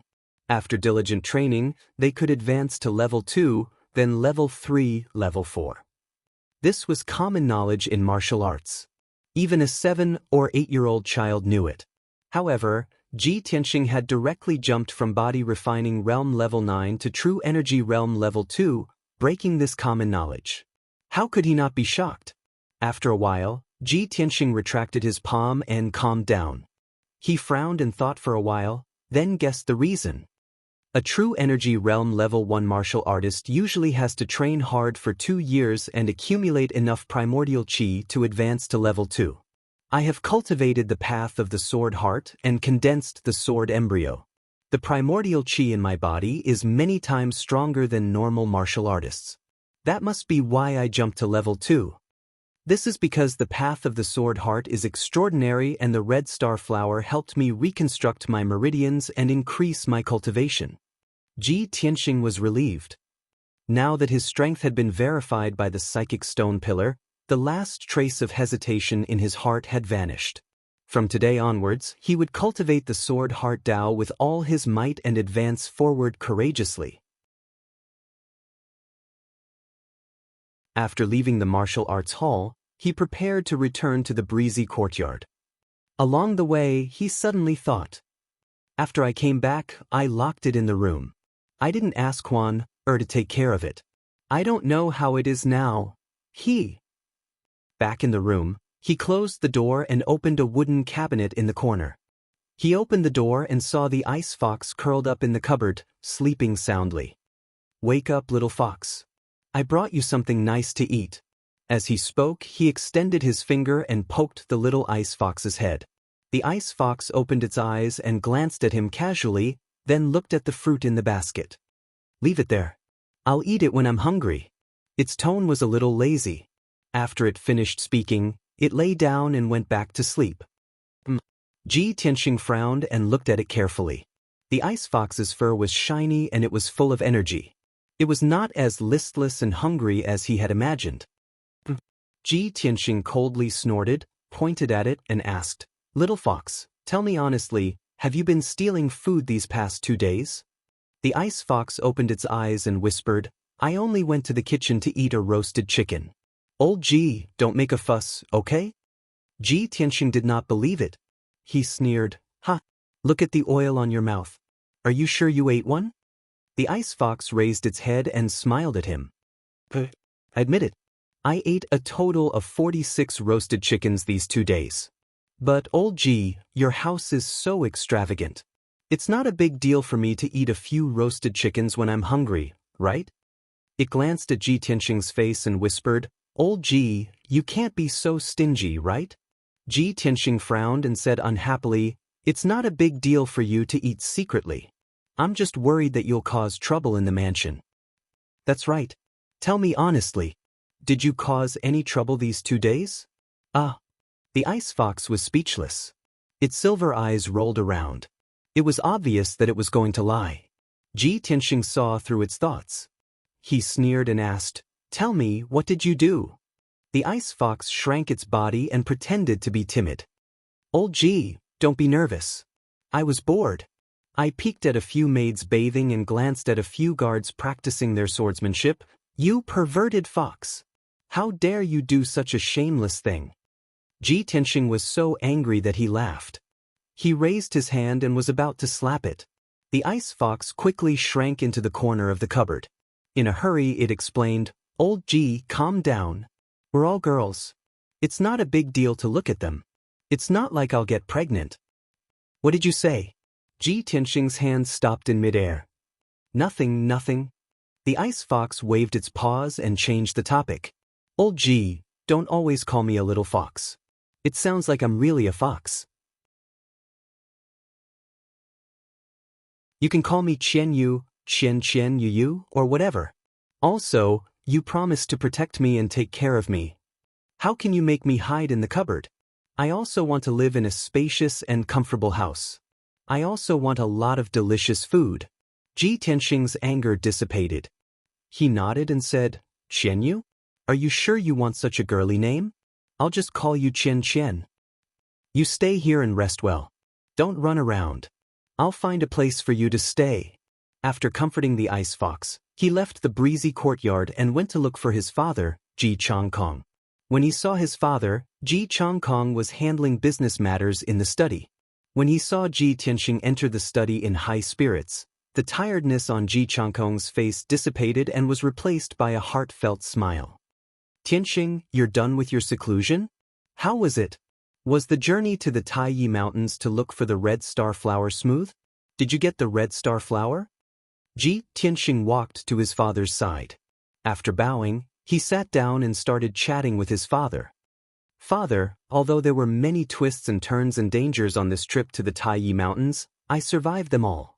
I've got the red star flower. After 2 days of seclusion, I've refined all of its medicinal power. Now, I've recovered from my dantian and returned to the true energy realm. When he heard the news, Ji Changkong's face lit up with joy. He could not help but say, Good. That's great. Tianxing, you've returned to the past. You didn't let me down.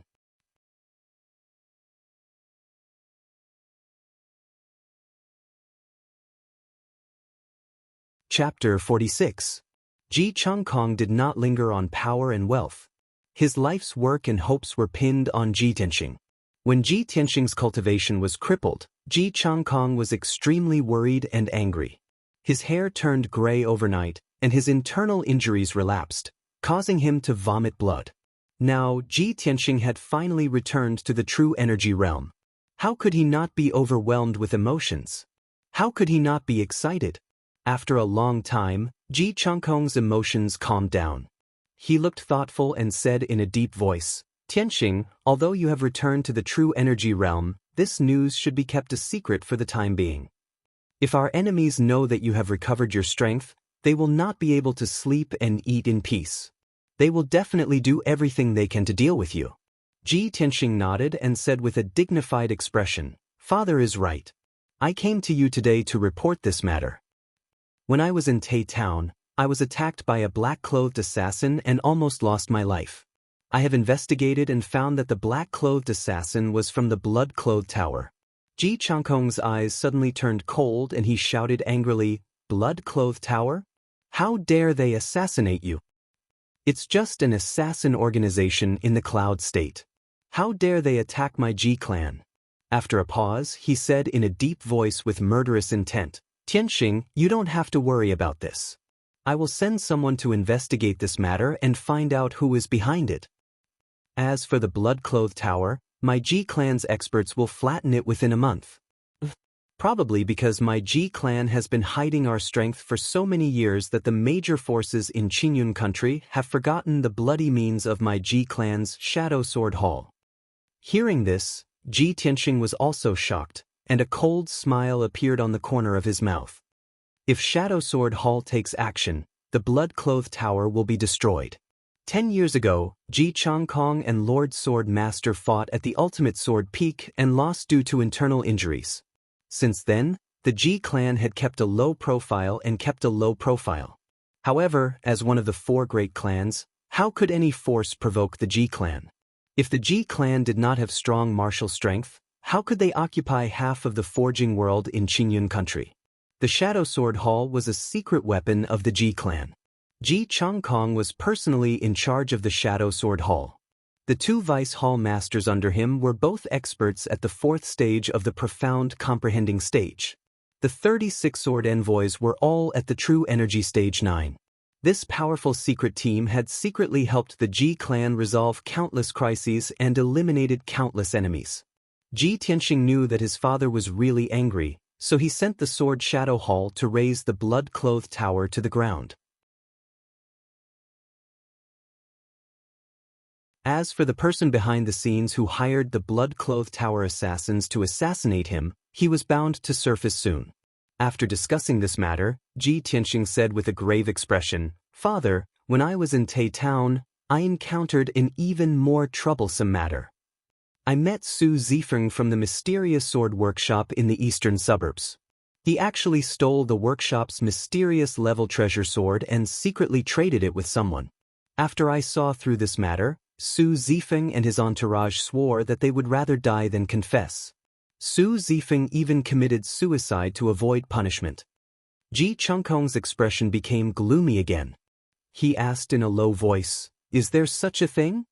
Su Zifeng's strength is low, and he acts cautiously. He is also loyal to the Ji clan. Since he did such a thing, there must be someone behind him. The mysterious sword workshop in the eastern suburbs is under the control of second brother, Ji Rufeng. This matter must have something to do with him. Ji Changkong frowned and pondered for a moment. He then asked Ji Tianxing for a few more details. After getting the answer, he whispered in a low voice, "Could it be that I've been too active recently and pushed them too hard, so he sent Su Zifeng away from the imperial city and hid in Yunzhou to do the trade?" "Tianxing, I'll investigate this matter immediately. I want to check the accounts of the workshop in the eastern suburbs and see what Ji Rufeng has been doing behind the scenes." Ji Tianxing nodded slightly and said with some concern, "Father, if second uncle is really disloyal, he will definitely fall out with you. You must pay attention to your safety."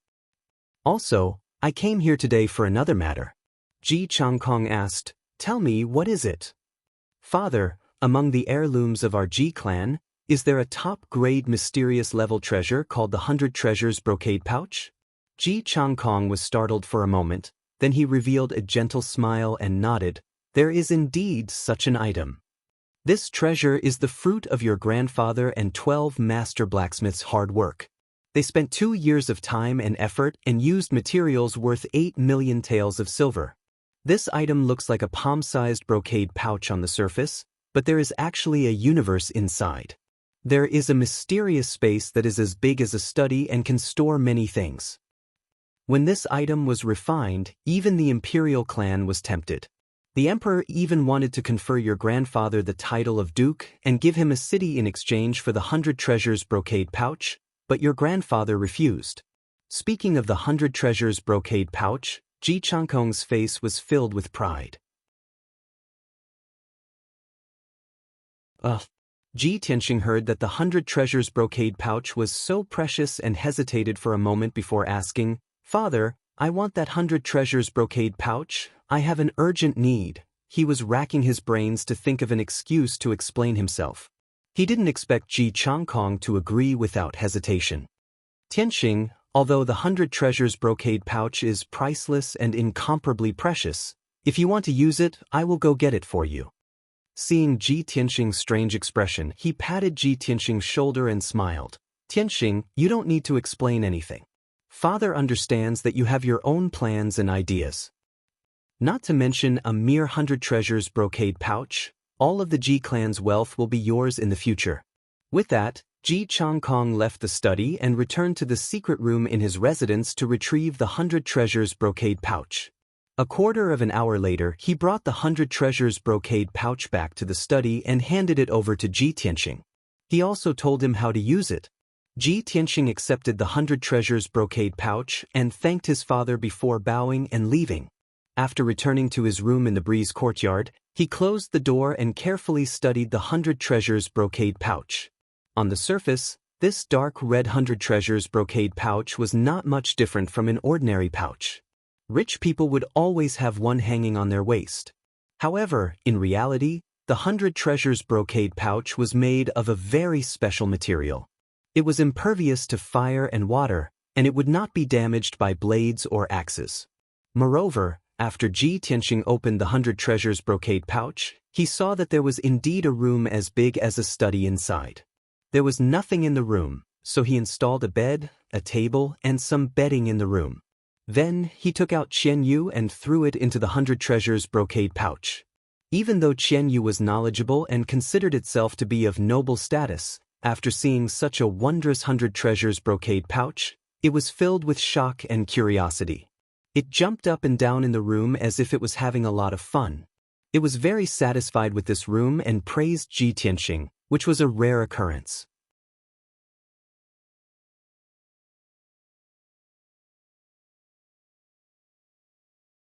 Chapter 47. Although giving Qianyu the priceless 100 treasures brocade pouch was a very extravagant thing to do, but to Ji Tianxing, this was undoubtedly the best choice. Bringing Qianyu around all day was too eye-catching.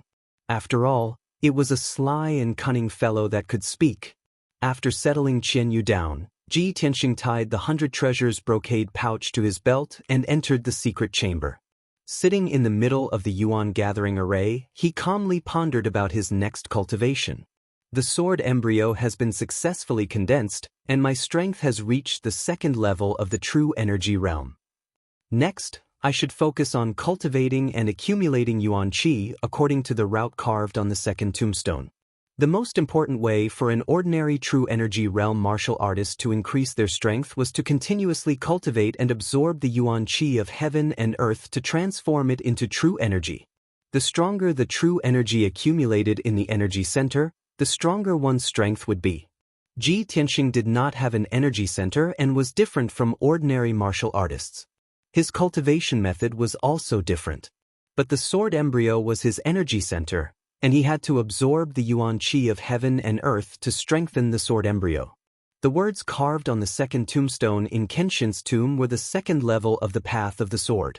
He needed to cultivate according to a specific route and continuously accumulate yuan qi to strengthen the sword embryo. Besides that, he also remembered the words carved on the third tombstone.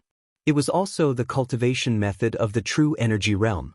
That was the third level of the path of the sword.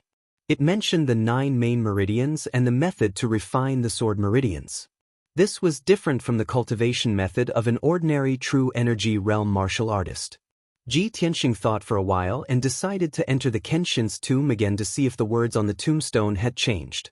He closed his eyes and focused his consciousness on the black hole in his energy center. Swoosh! His consciousness was immediately swallowed by the black hole and entered the Kenshin's tomb. It was still a dark and cold space, surrounded by fog and filled with the aura of death. Ji Tianxing's consciousness condensed into a translucent human figure and floated forward, heading straight for the gigantic sword steel. After a while, he arrived at the pitch-black sword steel. He did not know if it was an illusion, but he felt that the sword steel's aura was sharper and more domineering. His strength had increased by several times, but he felt like his body was covered by needles when he was enveloped by the sword steel's sharp aura. He subconsciously raised his head to look at the sword steel and frowned. The words "Tomb of the Sword God" on the huge sword steel were actually faintly glowing with a blood-red light. But he clearly remembered that the last 2 times he came to the Tomb of the Sword God, he saw that the 4 words were gray. Moreover, He could clearly sense that the originally cold and deathly still sword steel actually had a trace of spirit energy surrounding it. Even though that trace of invisible spiritual qi was somewhat weak, it was real. Ji Tianxing felt a little strange and couldn't help but frown.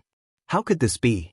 There is he suddenly remembered that in the Xianbing cave in the Taiyi Mountains, it was Kenshin's tomb that had saved his life and swallowed Qian Yu's life. At that time, he was very puzzled. Where did Qian Yu's power go when it was swallowed by the black hole? Now that he saw the changes in the sword steel and felt the invisible spirit qi surrounding it, he vaguely guessed the result. So, Qian Yu's life's power was most likely swallowed by this sword steel? This was only his guess and conjecture. He could not verify it for the time being. Forget it, let's talk about this later. Let's take a look at my cultivation method first. He turned and walked towards the 9 tombstones on the left side of the sword steel. The 9 black tombstones had not changed. They still stood in the wilderness, exuding an ancient aura. But Ji Tianxing found that the second tombstone had also become blank. The words engraved on it had disappeared. The second level of the way of the sword has also disappeared. Then my understanding should be correct. Next, I will follow the cultivation method and work hard to accumulate spirit qi and improve my strength. He looked at the third tombstone. The words on the tombstone were still there. This was the cultivation method of the third level of the way of the sword. Ji Tianxing studied it seriously for a while and confirmed that he had not understood it wrongly. He indeed had to use spirit qi to refine the 9 main meridians into a sword vein. When he finished cultivating the third level of the cultivation method, he should break through the vital energy realm and reach the mystic comprehending realm. Of course, that should be a long time in the future. He recalled the words about the way of the sword on the first tombstone. He could not help but sigh and murmured in a low voice. Although I have reached the second level of the way of the sword, I don't know when I can reach the state of having no sword in my hand and the sword in my heart. Just as he finished speaking, a deep, heavy, and ancient voice suddenly sounded in his ears. Lowly human can actually cultivate the way of the sword? It was a deep voice that seemed to belong to a middle-aged man. His tone was full of surprise. Ji Tianxing was stunned and quickly turned his head to look behind him. Who's talking? The ancient voice resounded once more, and its tone was filled with arrogance and disdain. Human boy, with your talent, I'm afraid it's impossible for you to reach the 9th level of the way of the sword in this lifetime. It's wishful thinking to reach the state of the sword heart. However, Ji Tianxing wasn't angry. Instead, he stared at the black sword steel with a burning gaze. This time, he heard it clearly. The voice came from the black sword tombstone. You're talking. Or you. The voice from the black sword tombstone was silent for a while. It seemed to be thinking or recalling. After a while, the voice sounded again. I am the sword soul, the soul of the godly sword. Yes, I am the sword soul, the burial of heaven. Ji Tianxing's eyes widened. His heart was full of shock and disbelief. Sword soul? The burial of heaven? The Ji family was a family of blacksmiths, but he had never heard that a weapon had a soul and could think and speak. This was even more ridiculous than myths and legends. What's more, this sword soul was called the burial of heaven. Wasn't this too domineering? I've been here twice before, and this sword soul didn't move. Now that the sword tombstone has swallowed Xianxian's lifetime cultivation, it's surrounded by spiritual energy. The sword soul has appeared. Ji Tianxing thought for a while. Then, he asked tentatively, Sword soul, the burial of heaven, were you sleeping before? Did you wake up after swallowing Xianxian's lifetime cultivation? The burial of heaven was surprised. How can a lowly human possess such wisdom? Human boy, I didn't expect you to be able to guess this. Interesting little guy. The other party's tone was very arrogant. It was as if it was looking down on all living things. Ji Tianxing frowned slightly, but he didn't say anything, because he knew that this sword soul, the burial of heaven, must have an extraordinary origin. He looked up at the black sword tombstone and asked again, Sword soul, the burial of heaven, you said that humans can't practice the way of the sword heart? Can you tell me the origin and mystery of the way of the sword heart? The burial of heaven said coldly, that little beast's cultivation is too weak. It can only wake me up for a short while. I don't have time to waste with you on the way of the sword heart. Try to comprehend it yourself. What realm you can reach will depend on your luck. I'm going to continue sleeping. After that, the ancient and distant voice disappeared. Ji Tianxing called a few times. The burial of heaven didn't respond. He could only give up and leave the Kenshin's tomb. Swoosh! The gray fog space and the Kenshin's tomb immediately disappeared. His consciousness returned to his body. After calming down, he prepared to practice the second level of the way of the sword heart. After activating the elemental gathering array, the chi of heaven and earth from all directions was attracted by the array and gathered in the secret room. Ji Tianxing glanced at the 4 big boxes in the corner of the secret room. He immediately remembered that the little princess had given him those things. They were cultivation resources worth 5 million taels of silver. There were more than a dozen origin-level cultivation techniques and sword Dao manuals. There were also many elixirs and materials. He took out 4 elemental condensing pills from one of the boxes. These were top-grade origin-level elixirs. They were most suitable for true energy realm martial artists.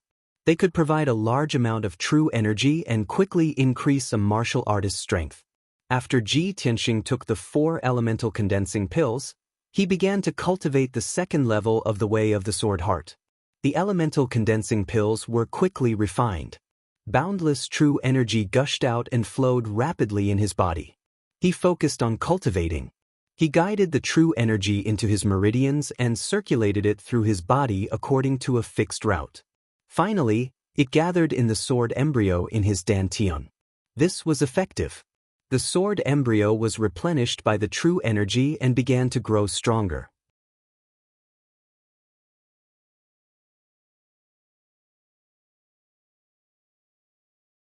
Chapter 48. The night passed very quickly. The next morning, Ji Tianxing ended his cultivation and walked out of the secret chamber. His sword embryo had grown by 30%, and his cultivation had greatly improved. His strength had also increased by a lot. He had just finished his breakfast and was about to continue his closed-door cultivation when Huan suddenly came to report that little Princess Cuckoo was here again. Ji Tianxing was stunned for a moment, then his lips curled into a playful smile. Looking at the time, she has indeed returned to the imperial city. However, she went to the Taiyi mountain range to look for the red meteorite flower, but it was a wasted trip. I'm afraid she came today for this matter? As he thought about this, he walked to the courtyard to welcome Ku's arrival. After a while, Ji Ku, who was wearing a light yellow dress, walked into the courtyard with an imperial guard. She was still dressed adorably today, but there was a hint of anger and tiredness on her face. She was pouting, obviously unhappy. Big brother Tianxing, I'm back. She greeted Ji Tianxing, entered the room, and sat down. She said in a low mood, Big brother Tianxing, I'm sorry to have made you wait for so long. I was a step too late and didn't manage to snatch the red meteorite flower. I've disappointed you. Ji Tianxing already knew the result, so of course he wasn't disappointed. He smiled and comforted her. It's okay, Cuckoo. I'm already very grateful for your concern. The little princess was still very depressed. She muttered angrily, It's all my uncle's fault.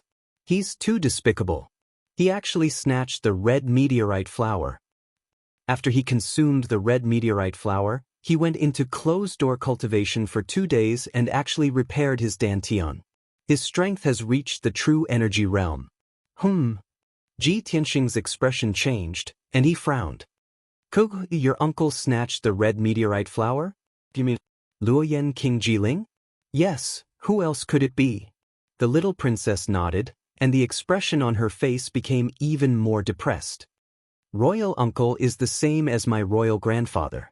His dantian was damaged, and he could not cultivate Jinyuan for the rest of his life. He could only stay in the body refinement realm. He had long coveted the scarlet meteorite flower. He controls the Luo and Yen prefectures and has recruited so many experts. Of course, It would be easy for him to obtain the scarlet meteorite flower. It's a pity that I was a step too late. Otherwise, I would have definitely snatched the scarlet meteorite flower. Ji Tianxing silently listened to the little princess grumbling, but his heart was filled with shock and doubt. The fact that Luoyan King Jiling's dantian was innately damaged was no secret. Most people knew about it. It was reasonable for Jiling to want to use the red star flower to repair her damaged dantian. However, Ji Tianxing knew very well that there was only one red star flower. The people who had obtained the red star flower were him and Yun Yao, not little Prince Jiling. Therefore, when he heard the little princess's words, he immediately thought of Yun Yao. Could it be that Yun Yao gave the stamen of the red star flower to Jiling after taking it from me? When he thought of this, he felt inexplicably stifled. He probed the little princess and asked, "Cuckoo, how did you know about this? Where did your royal uncle get the red star flower? Was it given to him by someone?" The little princess was simple-minded and had complete trust in Ji Tianxing. Therefore, she did not notice anything strange. She answered truthfully, "Yesterday there was news from the Spirit Fire Palace. Only then did I know that royal uncle had been cultivating in seclusion for 2 days. He had already repaired his dantian and reached the true energy realm. I guessed that he must have consumed the red star flower, so I went to the Spirit Fire Palace to question him. He admitted it himself that he had consumed the red star flower. As for the origin of the red star flower, he said that the experts under him had snatched it. After that, I also secretly investigated it. That was indeed the case. Many experts in the Spirit Fire Palace can testify." When he heard this, Ji Tianxing's expression became even more serious. The doubts in his heart grew even more. With Yun Yao's status, there's no way she would personally go to Taiyi Mountain Range to help the little prince snatch the red star flower. The little prince clearly did not obtain the red star flower, but he said that the experts under him had snatched it. He must be lying. But why would he lie and even announce this to the public? Could it be the little prince was only using the red star flower as an excuse to hide the real reason why he had repaired his dantian and reached the true energy realm? With Ji Tianxing's intellect, he was able to analyze the crux of the problem in a short period of time. When he guessed this point, a thought suddenly flashed through his mind. He remembered something.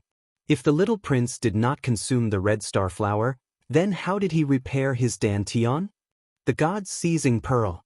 Yes, the god's seizing pearl has this effect. Perhaps, after Ling Yunfei dug out the god's seizing pearl from my body, she did not refine it and gave it to the little prince instead? The little prince had been hiding this all this time. When the red star flower appeared, he finally found an excuse to deliberately lie and release this news. If that's really the case, then besides Ling Yunfei, wouldn't the little prince, Jiling, also be involved in plotting against me? When he thought of this, Ji Tianxing felt a chill run down his spine. Unparalleled fury and murderous intent surged from his heart.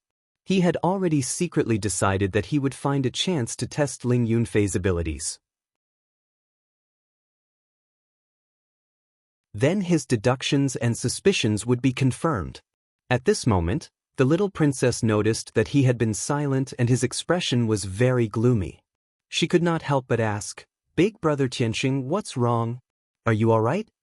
Ji Tianxing snapped out of his daze. He suppressed the fury and murderous intent in his heart and calmly shook his head. The little princess looked very guilty. She tugged at his arm and said softly, "Big brother Tianxing, I'm sorry.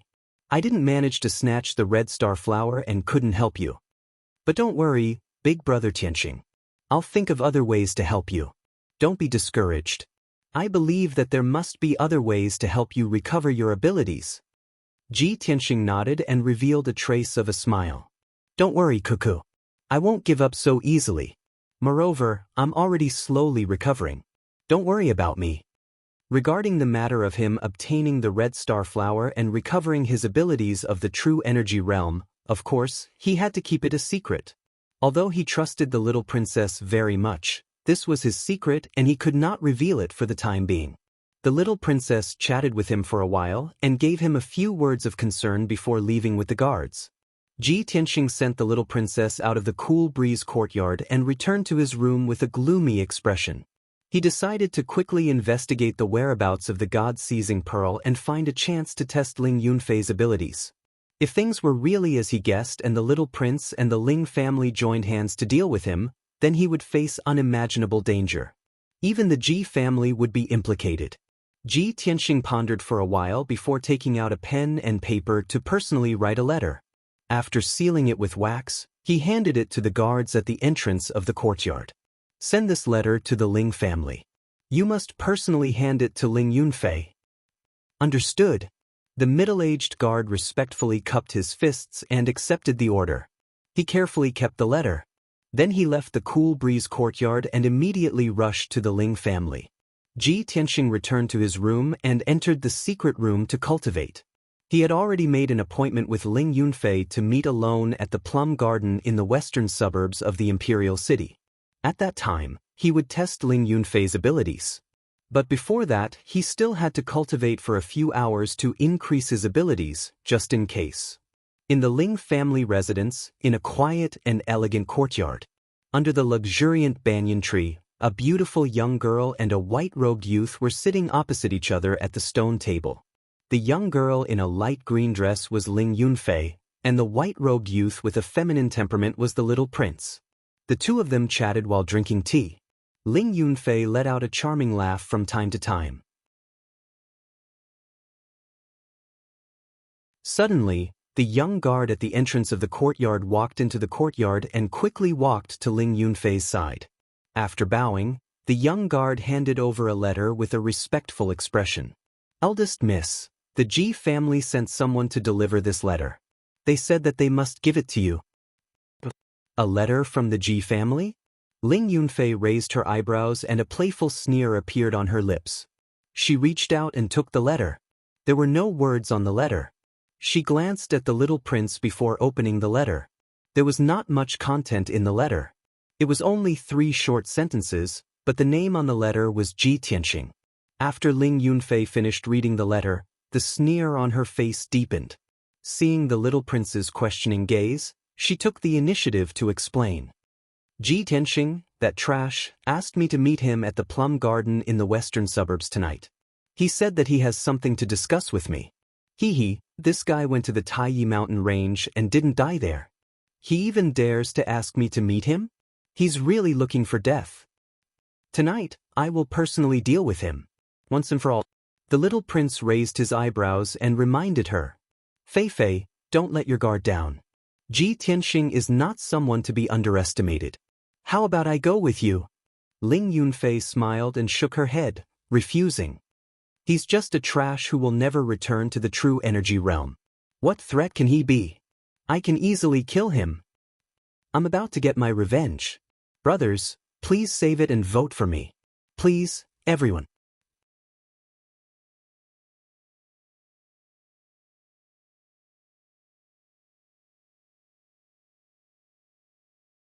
Chapter 49. The night was dark and the Ji residence was silent. Everyone in the courtyards and houses had already gone to bed. Only the guards were still patrolling the area. Ji Tianxing, who was dressed in black, quietly walked out of Qingfeng courtyard and left through the back door of the Ji residence. After half a day of closed-door cultivation, his sword embryo's power had increased by 40% and his power had improved. He sped towards the west gate under the night sky. His body was as light as a swallow and his speed was as fast as the wind. There was no curfew in the imperial city of Green Cloud. After Ji Tianxing passed through the west gate of the imperial city, he did not take the main road outside the city. Instead, he took a small path to the plum garden. The plum garden in the western suburbs covered an area of 1,000 square meters. It was the largest plum blossom viewing spot outside the imperial city. Every winter, the nobles in the imperial city would go to the plum garden to admire the plum blossoms. However, it was April now. There were only plum blossoms left in the garden. There was no scenery to admire. During the day, the plum garden was deserted and deserted. At night, the plum garden was even quieter. Even the wandering ghosts were not willing to enter. The reason why Ji Tianxing chose this place was, firstly, to avoid being noticed, and secondly, to test Ling Yunfei's strength. He knew that Ling Yunfei had always wanted to kill him. Therefore, he believed that Ling Yunfei would definitely attend the appointment after receiving the letter. After arriving at the plum garden, Ji Tianxing went straight to the peak of the mountain and entered a manor. This manor was called the Plum Manor. During the season when the plum blossoms were in full bloom, people who came to admire the plum blossoms would gather and rest here. However, the Plum Manor was completely dark now. Not even a shadow could be seen. Ji Tianxing and Ling Yunfei had agreed to meet in the Plum Manor. He looked around the manor and then leaped 20 feet into the air, landing on the roof of the main hall. This place was the highest. If it was daytime, he could see everything within a 10-mile radius. Even if it was a moonless night, Ji Tianxing could still observe the surroundings of the Plum Manor while hiding on the roof. If Ling Yunfei brought an expert with her, he would be able to detect it in advance and take precautions. Although the possibility of this was not high, he had to be cautious. Time passed by quietly. An hour passed by very quickly. 9 o'clock had arrived. Ji Tianxing crouched on the roof, his sharp eyes looking outside the Plum Manor's gate, waiting patiently. Sure enough, after a short while, light footsteps could be heard outside the door. A slim black figure quietly crossed the gate and entered the courtyard of the Plum Manor. This figure was dressed in black and wore a veil. However, Ji Tianxing was too familiar with this figure. He immediately recognized that she was Ling Yunfei. Ling Yunfei, who was dressed in black, held a sword tightly and looked around with sharp eyes. Seeing that there was no ambush in the plum plantation, she lowered her voice and said, "Ji Tianxing, I'm here, you can come out now." Ji Tianxing observed from above for a moment. Seeing that Ling Yunfei didn't bring any attendants or guards, and that there was no ambush around the Plum Manor, he showed himself to meet her. He jumped down from the roof and landed lightly in front of Ling Yunfei, about 20 feet away. He took off his mask and looked at Ling Yunfei with cold eyes. His mouth curled up into a sneer. "Ling Yunfei, you really kept your promise and came alone." Ling Yunfei also took off her veil and said sarcastically, "I was afraid that if I brought my guards, you would have run away in fear and wouldn't dare to show up. Besides, you're just a trash with a destroyed dantian. What's there to be afraid of?" Ji Tianxing frowned and a cold light flashed in his eyes. "Ling Yunfei, you're so confident and arrogant. Have you already refined the God-seizing pearl and got my blood and power?" Ling Yunfei's body shook and her expression changed slightly. She was secretly vigilant. "This bastard, he asked me to meet here tonight just to ask about the God-seizing pearl? Has he found out something?" The night was dark, and the change in her expression was hard to notice. She sneered calmly, Ji Tianxing, do you still want to take back the God-seizing pearl?" "Of course not." Ji Tianxing shook his head and sneered, "I just want to see who you gave the God-seizing pearl to." As soon as he finished his words, he suddenly pounced on Ling Yunfei as fast as an arrow leaving the bow. While he was still in the air, he had already pulled out his blood dragon sword and slashed 3 blood-red sword lights at Ling Yunfei's head. Ling Yunfei didn't expect that Ji Tianxing would pull out his sword and attack her after saying 3 words. Where did his confidence and courage come from? Ling Yunfei immediately came back to her senses and pulled out her sword. She slashed a few cold lights at Ji Tianxing. Ding ding ding. The 2 swords collided 3 times in an instant, producing 3 crisp sounds, breaking the tranquility of the plum orchard. Ji Tianxing's blood dragon sword was bounced away and his body trembled as he took 3 steps back. Ling Yunfei's face was also pale and she took 4 steps back before stopping. Her sore and numb shoulders and the cracked web between her thumb and forefinger made her realize an unbelievable problem. You've recovered to the true energy realm." Ling Yunfei's eyes widened and revealed an unbelievable expression. She couldn't help but exclaim, "So what if I am?" Ji Tianxing sneered mockingly. "You haven't improved at all. How disappointing." Then he swung his sword at Ling Yunfei again and attacked her fiercely with the 10 mysterious swordplay.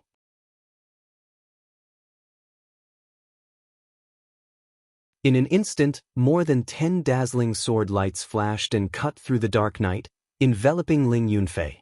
The biting cold energy and cold light rushed at Ling Yunfei, causing her to feel more pressure. She could only retreat. At this moment, she even had an illusion in her heart. She seemed to have seen Ji Tianxing from half a month ago, the number 1 genius of the Imperial City who was at the 7th level of the true energy realm. Ding ding dang dang, sounds of metal colliding rang out again. Ling Yunfei was forced back 8 steps, but the sword still left a wound on her right arm. Blood gushed out from the finger-long wound and soaked her clothes, but she didn't have time to care. Ji Tianxing's expression was cold. He didn't say a word and attacked with all his strength. Another 9 dazzling sword lights splashed out. Ding ding ding ding ding ding. Ling Yunfei gritted her teeth and blocked the 7th sword, but she couldn't block the 8th sword. Clang! The sword in her hand was knocked out of her hand and fell outside the courtyard wall. When the 9th sword light came, she had no power to resist. Swoosh! The sword light instantly pierced her lower abdomen and penetrated her dantian. The extremely sharp blood dragon sword and sword chi directly destroyed her dantian. The true energy that she had painstakingly cultivated for several years instantly collapsed and dissipated. Not only did Ling Yunfei lose to Ji Tianxing's sword, her dantian was destroyed on the spot and her cultivation was crippled. An eye for an eye, a tooth for a tooth, blood for blood. Ji Tianxing withdrew his blood dragon sword and stood with the sword in his hand, staring coldly at Ling Yunfei. Ling Yunfei retreated to the corner of the courtyard with a pale face. She bent over in pain and blood flowed out from the corner of her mouth. She leaned against the courtyard wall and covered her blood-stained abdomen with both hands. She stared at Ji Tianxing with eyes full of fear. Impossible! This is impossible! You actually destroyed my dantian and crippled my cultivation. Ling Yunfei screamed crazily, her face filled with fear and despair. Before coming to the plum garden, she was full of confidence. She thought that she could kill Ji Tianxing tonight and get rid of all future troubles. However, she never thought that Ji Tianxing's strength would actually recover in such a strange manner. In the end, she was defeated by Ji Tianxing's sword. Her cultivation foundation was crippled and she became a cripple from then on. She couldn't believe or accept such a shocking turn of events.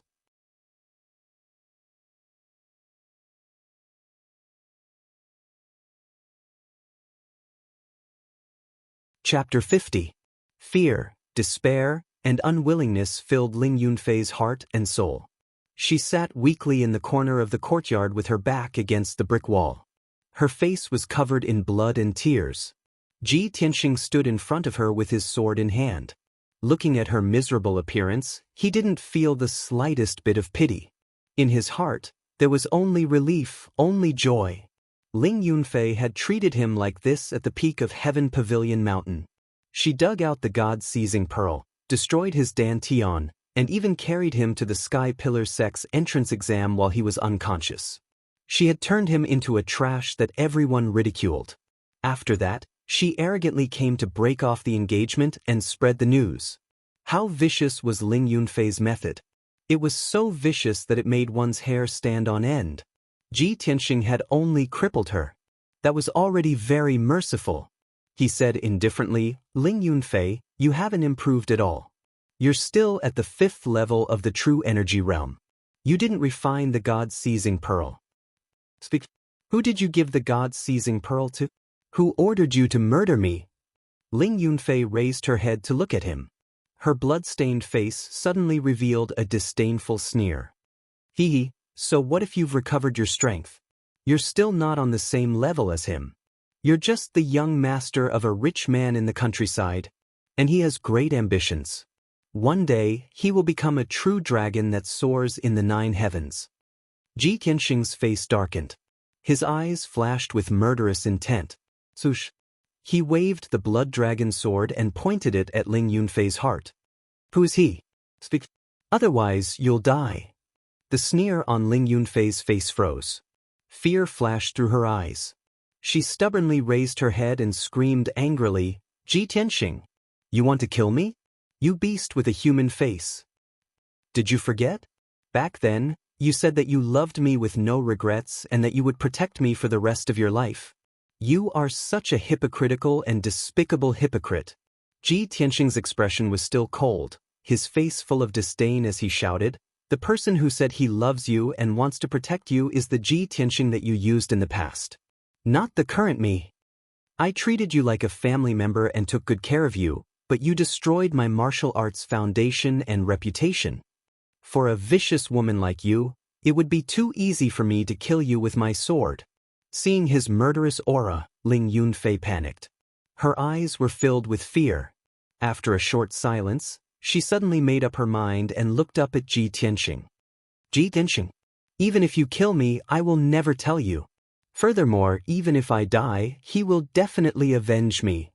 Ji Tianxing frowned and shouted coldly, "If that's the case, then go to hell."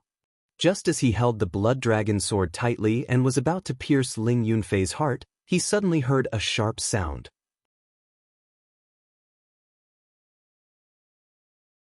Whoosh, whoosh. Two cold lights pierced through the night and shot towards the back of his head and neck like arrows. Hidden weapons.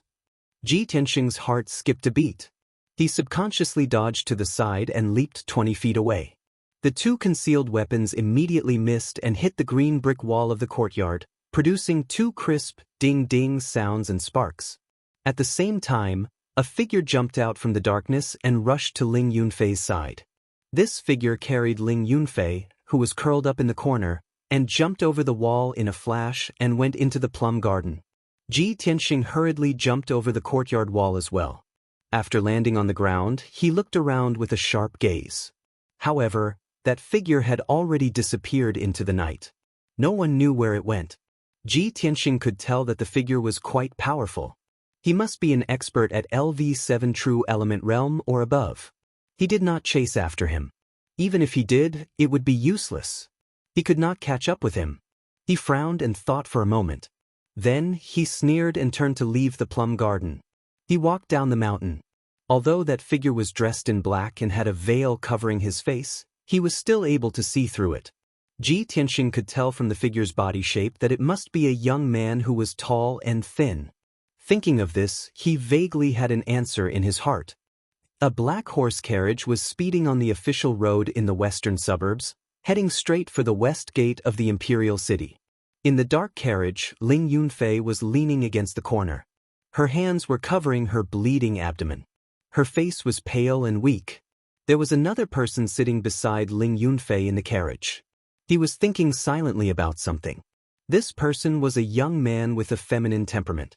He was wearing a black robe and took off his mask, revealing a handsome and fair face. Ling Yunfei was on the verge of fainting due to her serious injuries. She murmured weakly, "Little prince, I'm so cold. Can you hug me, please?" The little prince was indifferent. His face was as cold as ice as he was still thinking. Ling Yunfei was silent for a moment. Then she said intermittently, "Little prince, Ji Tianxing has already recovered to true element realm. He's starting to suspect you and me. You have to be careful." Only then did the little prince gather his thoughts and a disdainful sneer appeared on his lips. "So what if he recovers to true element realm? He's still not this prince's match. Fei, your dantian has been destroyed. Your martial arts foundation has been destroyed. You have no value to this prince anymore." Ling Yunfei's expression froze. Her face was full of astonishment. "What? Little prince? You?" The little prince looked at her with a smile, but his eyes were as cold as ice. "Fei, you once said that you loved this prince more than yourself. You were willing to give up everything for this prince. Now, it's time for you to fulfill your promise." As he said that, he suddenly grabbed his sword and stabbed it into Ling Yunfei's heart. Ling Yunfei's eyes widened. Her face was full of fear and disbelief. She never would have thought that the little prince who had been so gentle and sweet to her would personally stab a sword into her heart. She glared at the little prince with a heart full of unwillingness. Blood kept flowing out of her mouth as she weakly asked, "Why?" The little prince still had a smile on his face. He reached out to touch her face. His movements were as gentle as always and filled with tenderness. "This will be the last thing you'll do for this prince before you die." This prince will send your body back to the Ling family and tell your father that it was Ji Tianxing who killed you. Don't worry, your father will do anything to avenge you. Ling Yunfei's eyes widened even more. Endless anger and resentment poured out of her eyes, as well as deep regret. Ji Ling. So despicable. It was just a few short words, but it used up the last of her strength. Large amounts of dark red blood flowed out of her mouth, dyeing her clothes red. The life in her eyes disappeared. Her breathing had already stopped, but her eyes were still wide open. She was unwilling to die in peace? Today, there are still 4 chapters. Please add this book to your bookshelf and give me 2 recommendation votes. Thank you.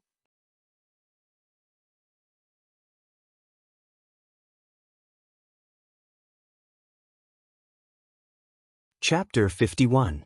In the middle of the night, the Ling family should have been sleeping soundly under the curtain of night. However, at this moment, the main hall of the Ling residence was brightly lit. There were many people walking back and forth, making sad and angry sounds from time to time.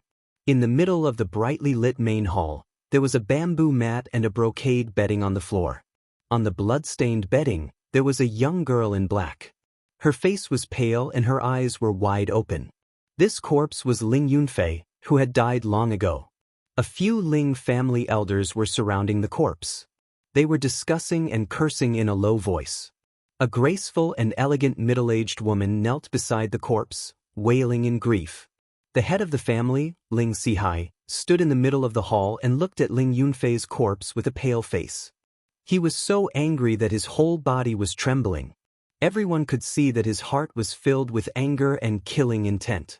His eyes had turned blood red.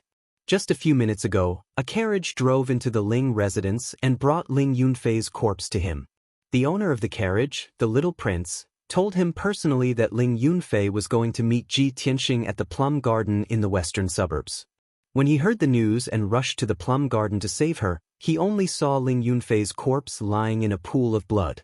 After that, the little prince took out Ji Tianxing's invitation letter and gave it to Ling Sihai. Then he left quietly. Ling Sihai could no longer hold back his anger and killing intent.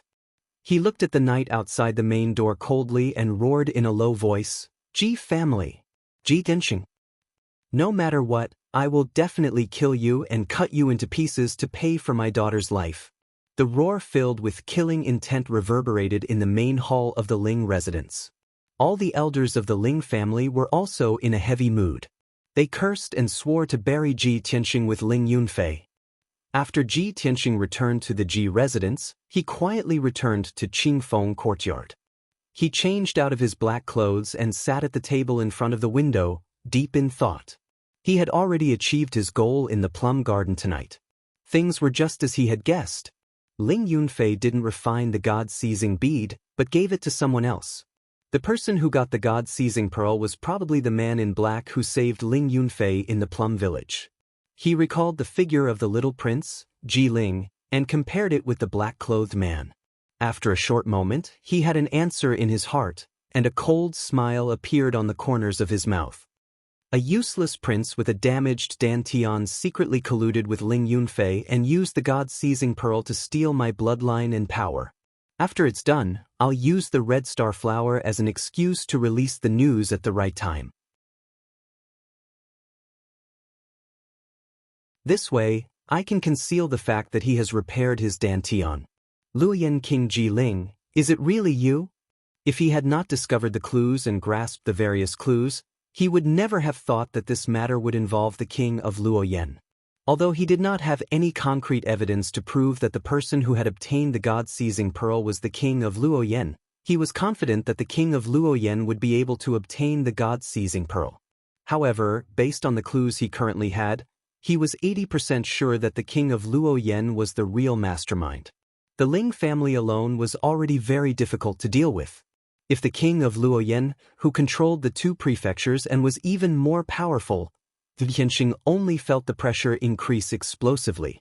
His heart felt heavy, as if a huge rock was pressing down on it. Tonight, I crippled Ling Yunfei, and the investigation led to the king of Luoyan. He will definitely do something. Next, my situation will be even more dangerous. If I'm not careful, I'll be doomed eternally. The thick sense of danger made his thirst for power even more urgent. He didn't dare to waste any time. He was determined to increase his power as much as possible before the crisis arrived.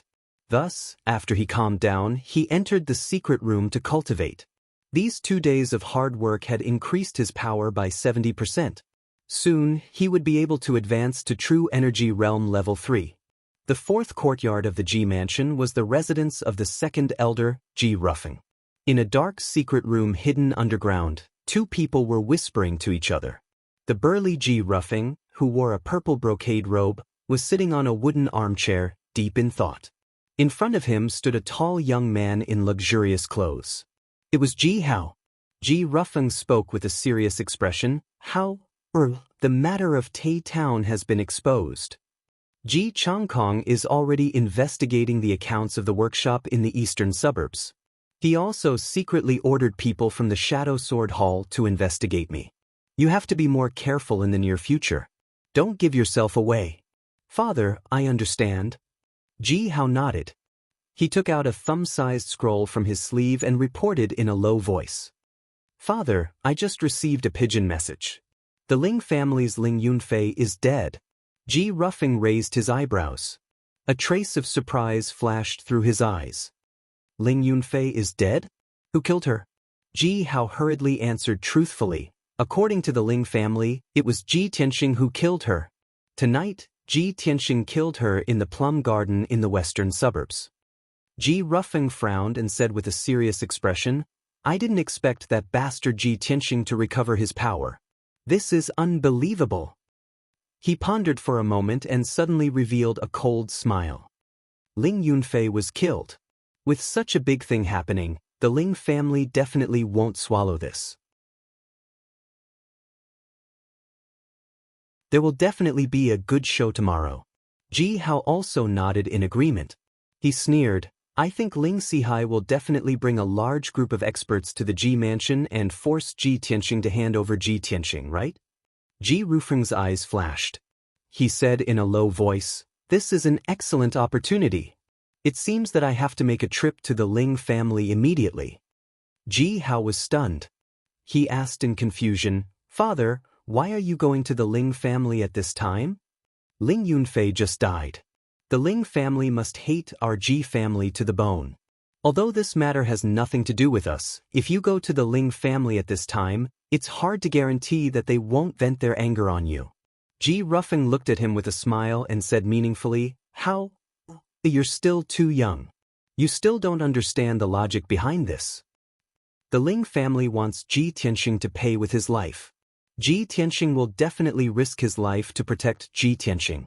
However, if Ji Tianxing dies, Ji Tianxing will lose his backing and will be at the mercy of the Ling family. The Ling family's target is Ji Tianxing, and our target is Ji Changkong. If I want to join forces with the Ling family to kill Ji Changkong, do you think the Ling family will refuse my cooperation? Ji Hao suddenly understood and revealed a smug sneer. Of course the Ling family won't refuse. In fact, it's exactly what they want. Father, this move of yours is really too brilliant. This is the perfect opportunity to kill 2 birds with 1 stone. If this plan succeeds, Ji Tianxing and his son will die tomorrow and the Ji family will completely fall into our hands. Ji Ruffing nodded slightly and revealed a smug smile. He said earnestly, in the future, you must learn more and think more when you encounter problems. This way, you can obtain the greatest benefits with the smallest price. Ji Hao nodded with deep admiration and hurriedly cupped his hands. Father, this child will remember your teachings. It's good that you remember. Ji Ruffing nodded and turned to the door of the secret room. You stay here and wait for news. Father will go to the Ling family to find Ling Sihai. Brothers, I've added 2 chapters today. There's a total of 5 chapters. Please recommend, bookmark, tip, and give me a 5-star rating. Little He is begging everyone. Thank you very much.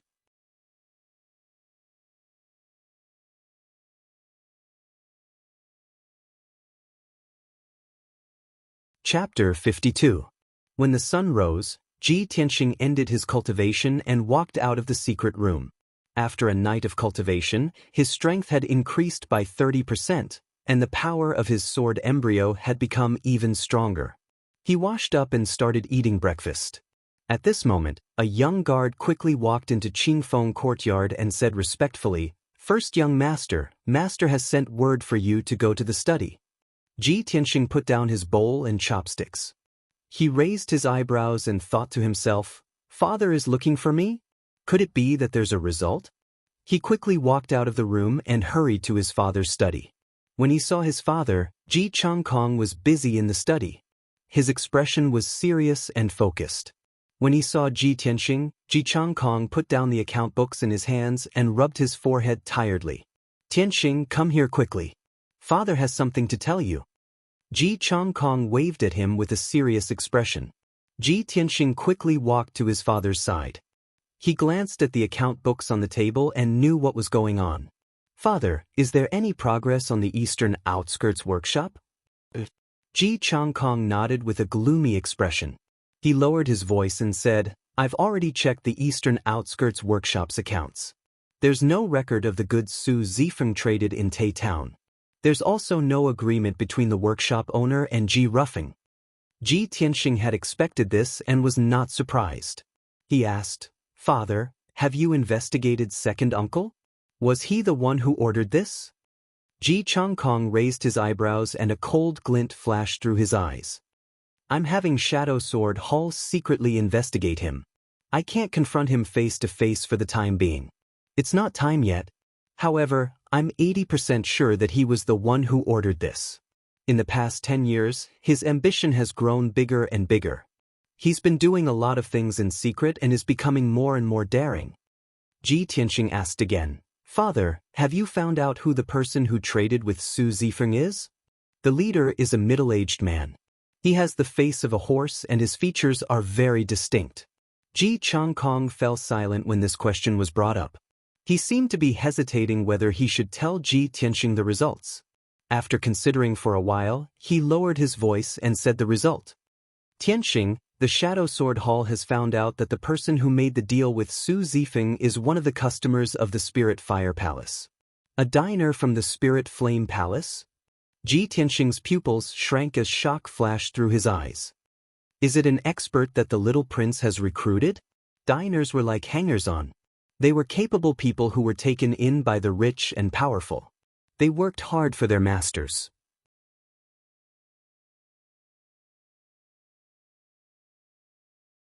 The little prince, Ji Ling, was a worldly person and was courteous to the wise, so he had won over many experts and talents to work for him.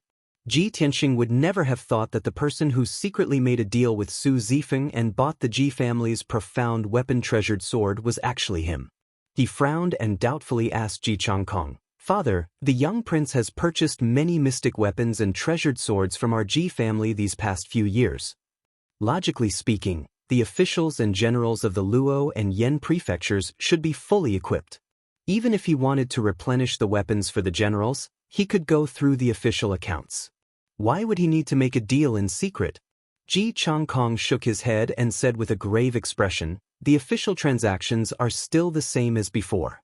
They are all checked by the imperial family. There are no problems." However, the young prince did not buy the mystic weapons and treasured swords for the generals of the Luo and Yan prefectures. They are for his own personal use. "Tianxing, there is something that I haven't told you. 3 years ago, the young prince came to me in secret. He wanted to buy a large number of mystic weapons from the Ji family at a low price. His purpose was unknown.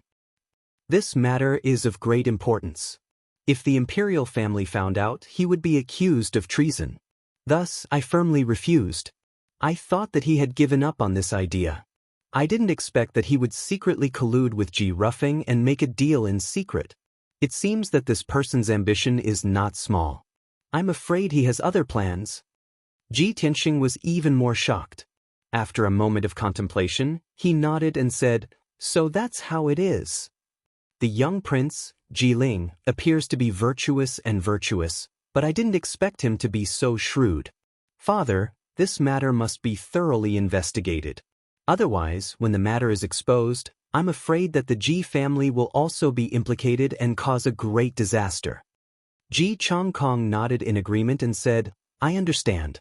I have ordered the sword envoys of the Shadow Sword Hall to investigate this matter. We must get to the bottom of this.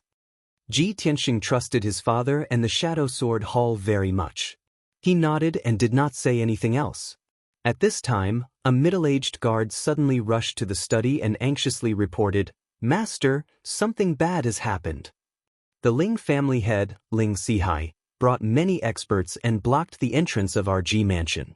Ji Changkong and Ji Tianxing's expressions changed at the same time.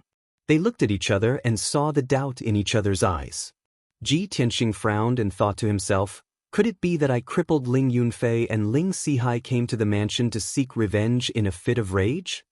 But that shouldn't be the case. No matter how angry Ling Sihai is, he wouldn't kill his way to the Ji family because of this, right? Ji Changkong also frowned and asked the guard in a deep voice, what's going on? What does the Ling family want to do? Start a war with the Ji family? The middle-aged guard quickly cupped his hands and answered, Master, Ling Sihai said that you must hand over the eldest young master today. He wants the eldest young master to pay with his life for Ling Yunfei. Master, quickly go and take a look. Ling Sihai brought 8 experts and said that if you don't show up, he will bring people to kill his way into the mansion. Hearing this, Ji Tianxing and Ji Changkong's expressions changed at the same time. They cried out in alarm, Ling Yunfei is dead? She's dead? Ji Tianxing frowned fiercely. His face became as cold as ice and his eyes flashed with deep doubt. He thought to himself, impossible. Last night, I only crippled Ling Yunfei's cultivation and she was rescued. With her injuries at that time, she shouldn't have lost her life. Moreover, Ling Yunfei carried healing pills with her and the Ling family is an elixir family. She can't have died. Someone must have killed her and deliberately pushed the blame to me. Of course, Ji Changkong knew that there was something fishy about this matter. He saw Ji Tianxing's strange expression and asked, Tianxing, do you know what happened? Ji Tianxing didn't hide it and said truthfully, Father, last night, I met Ling Yunfei at the plum garden in the western suburbs and fought with her. I destroyed her dantian and crippled her cultivation. However, just as I was about to kill her, she was rescued by a black-clothed man. With her injuries at that time, she shouldn't have died. Ji Changkong's eyes flashed with a trace of joy. That's great. Tianxing, I didn't expect your strength to recover so quickly. That Ling Yunfei is at the 5th level of the true energy realm, but you defeated her and crippled her dantian. Previously, she was the one who caused your cultivation to be crippled and even caused you to suffer great humiliation. Don't talk about crippling her dantian. Even if you killed her with a sword, she deserved it. Ji Tianxing remained silent, but he muttered in his heart, Father is really protective of me. Ling Sihai has already brought people to kill at the mansion, but Father is still happy about my recovery. You're tuning in to the Wang Lin's Journey YouTube channel. Don't forget to subscribe and join us on this journey to catch the most captivating stories.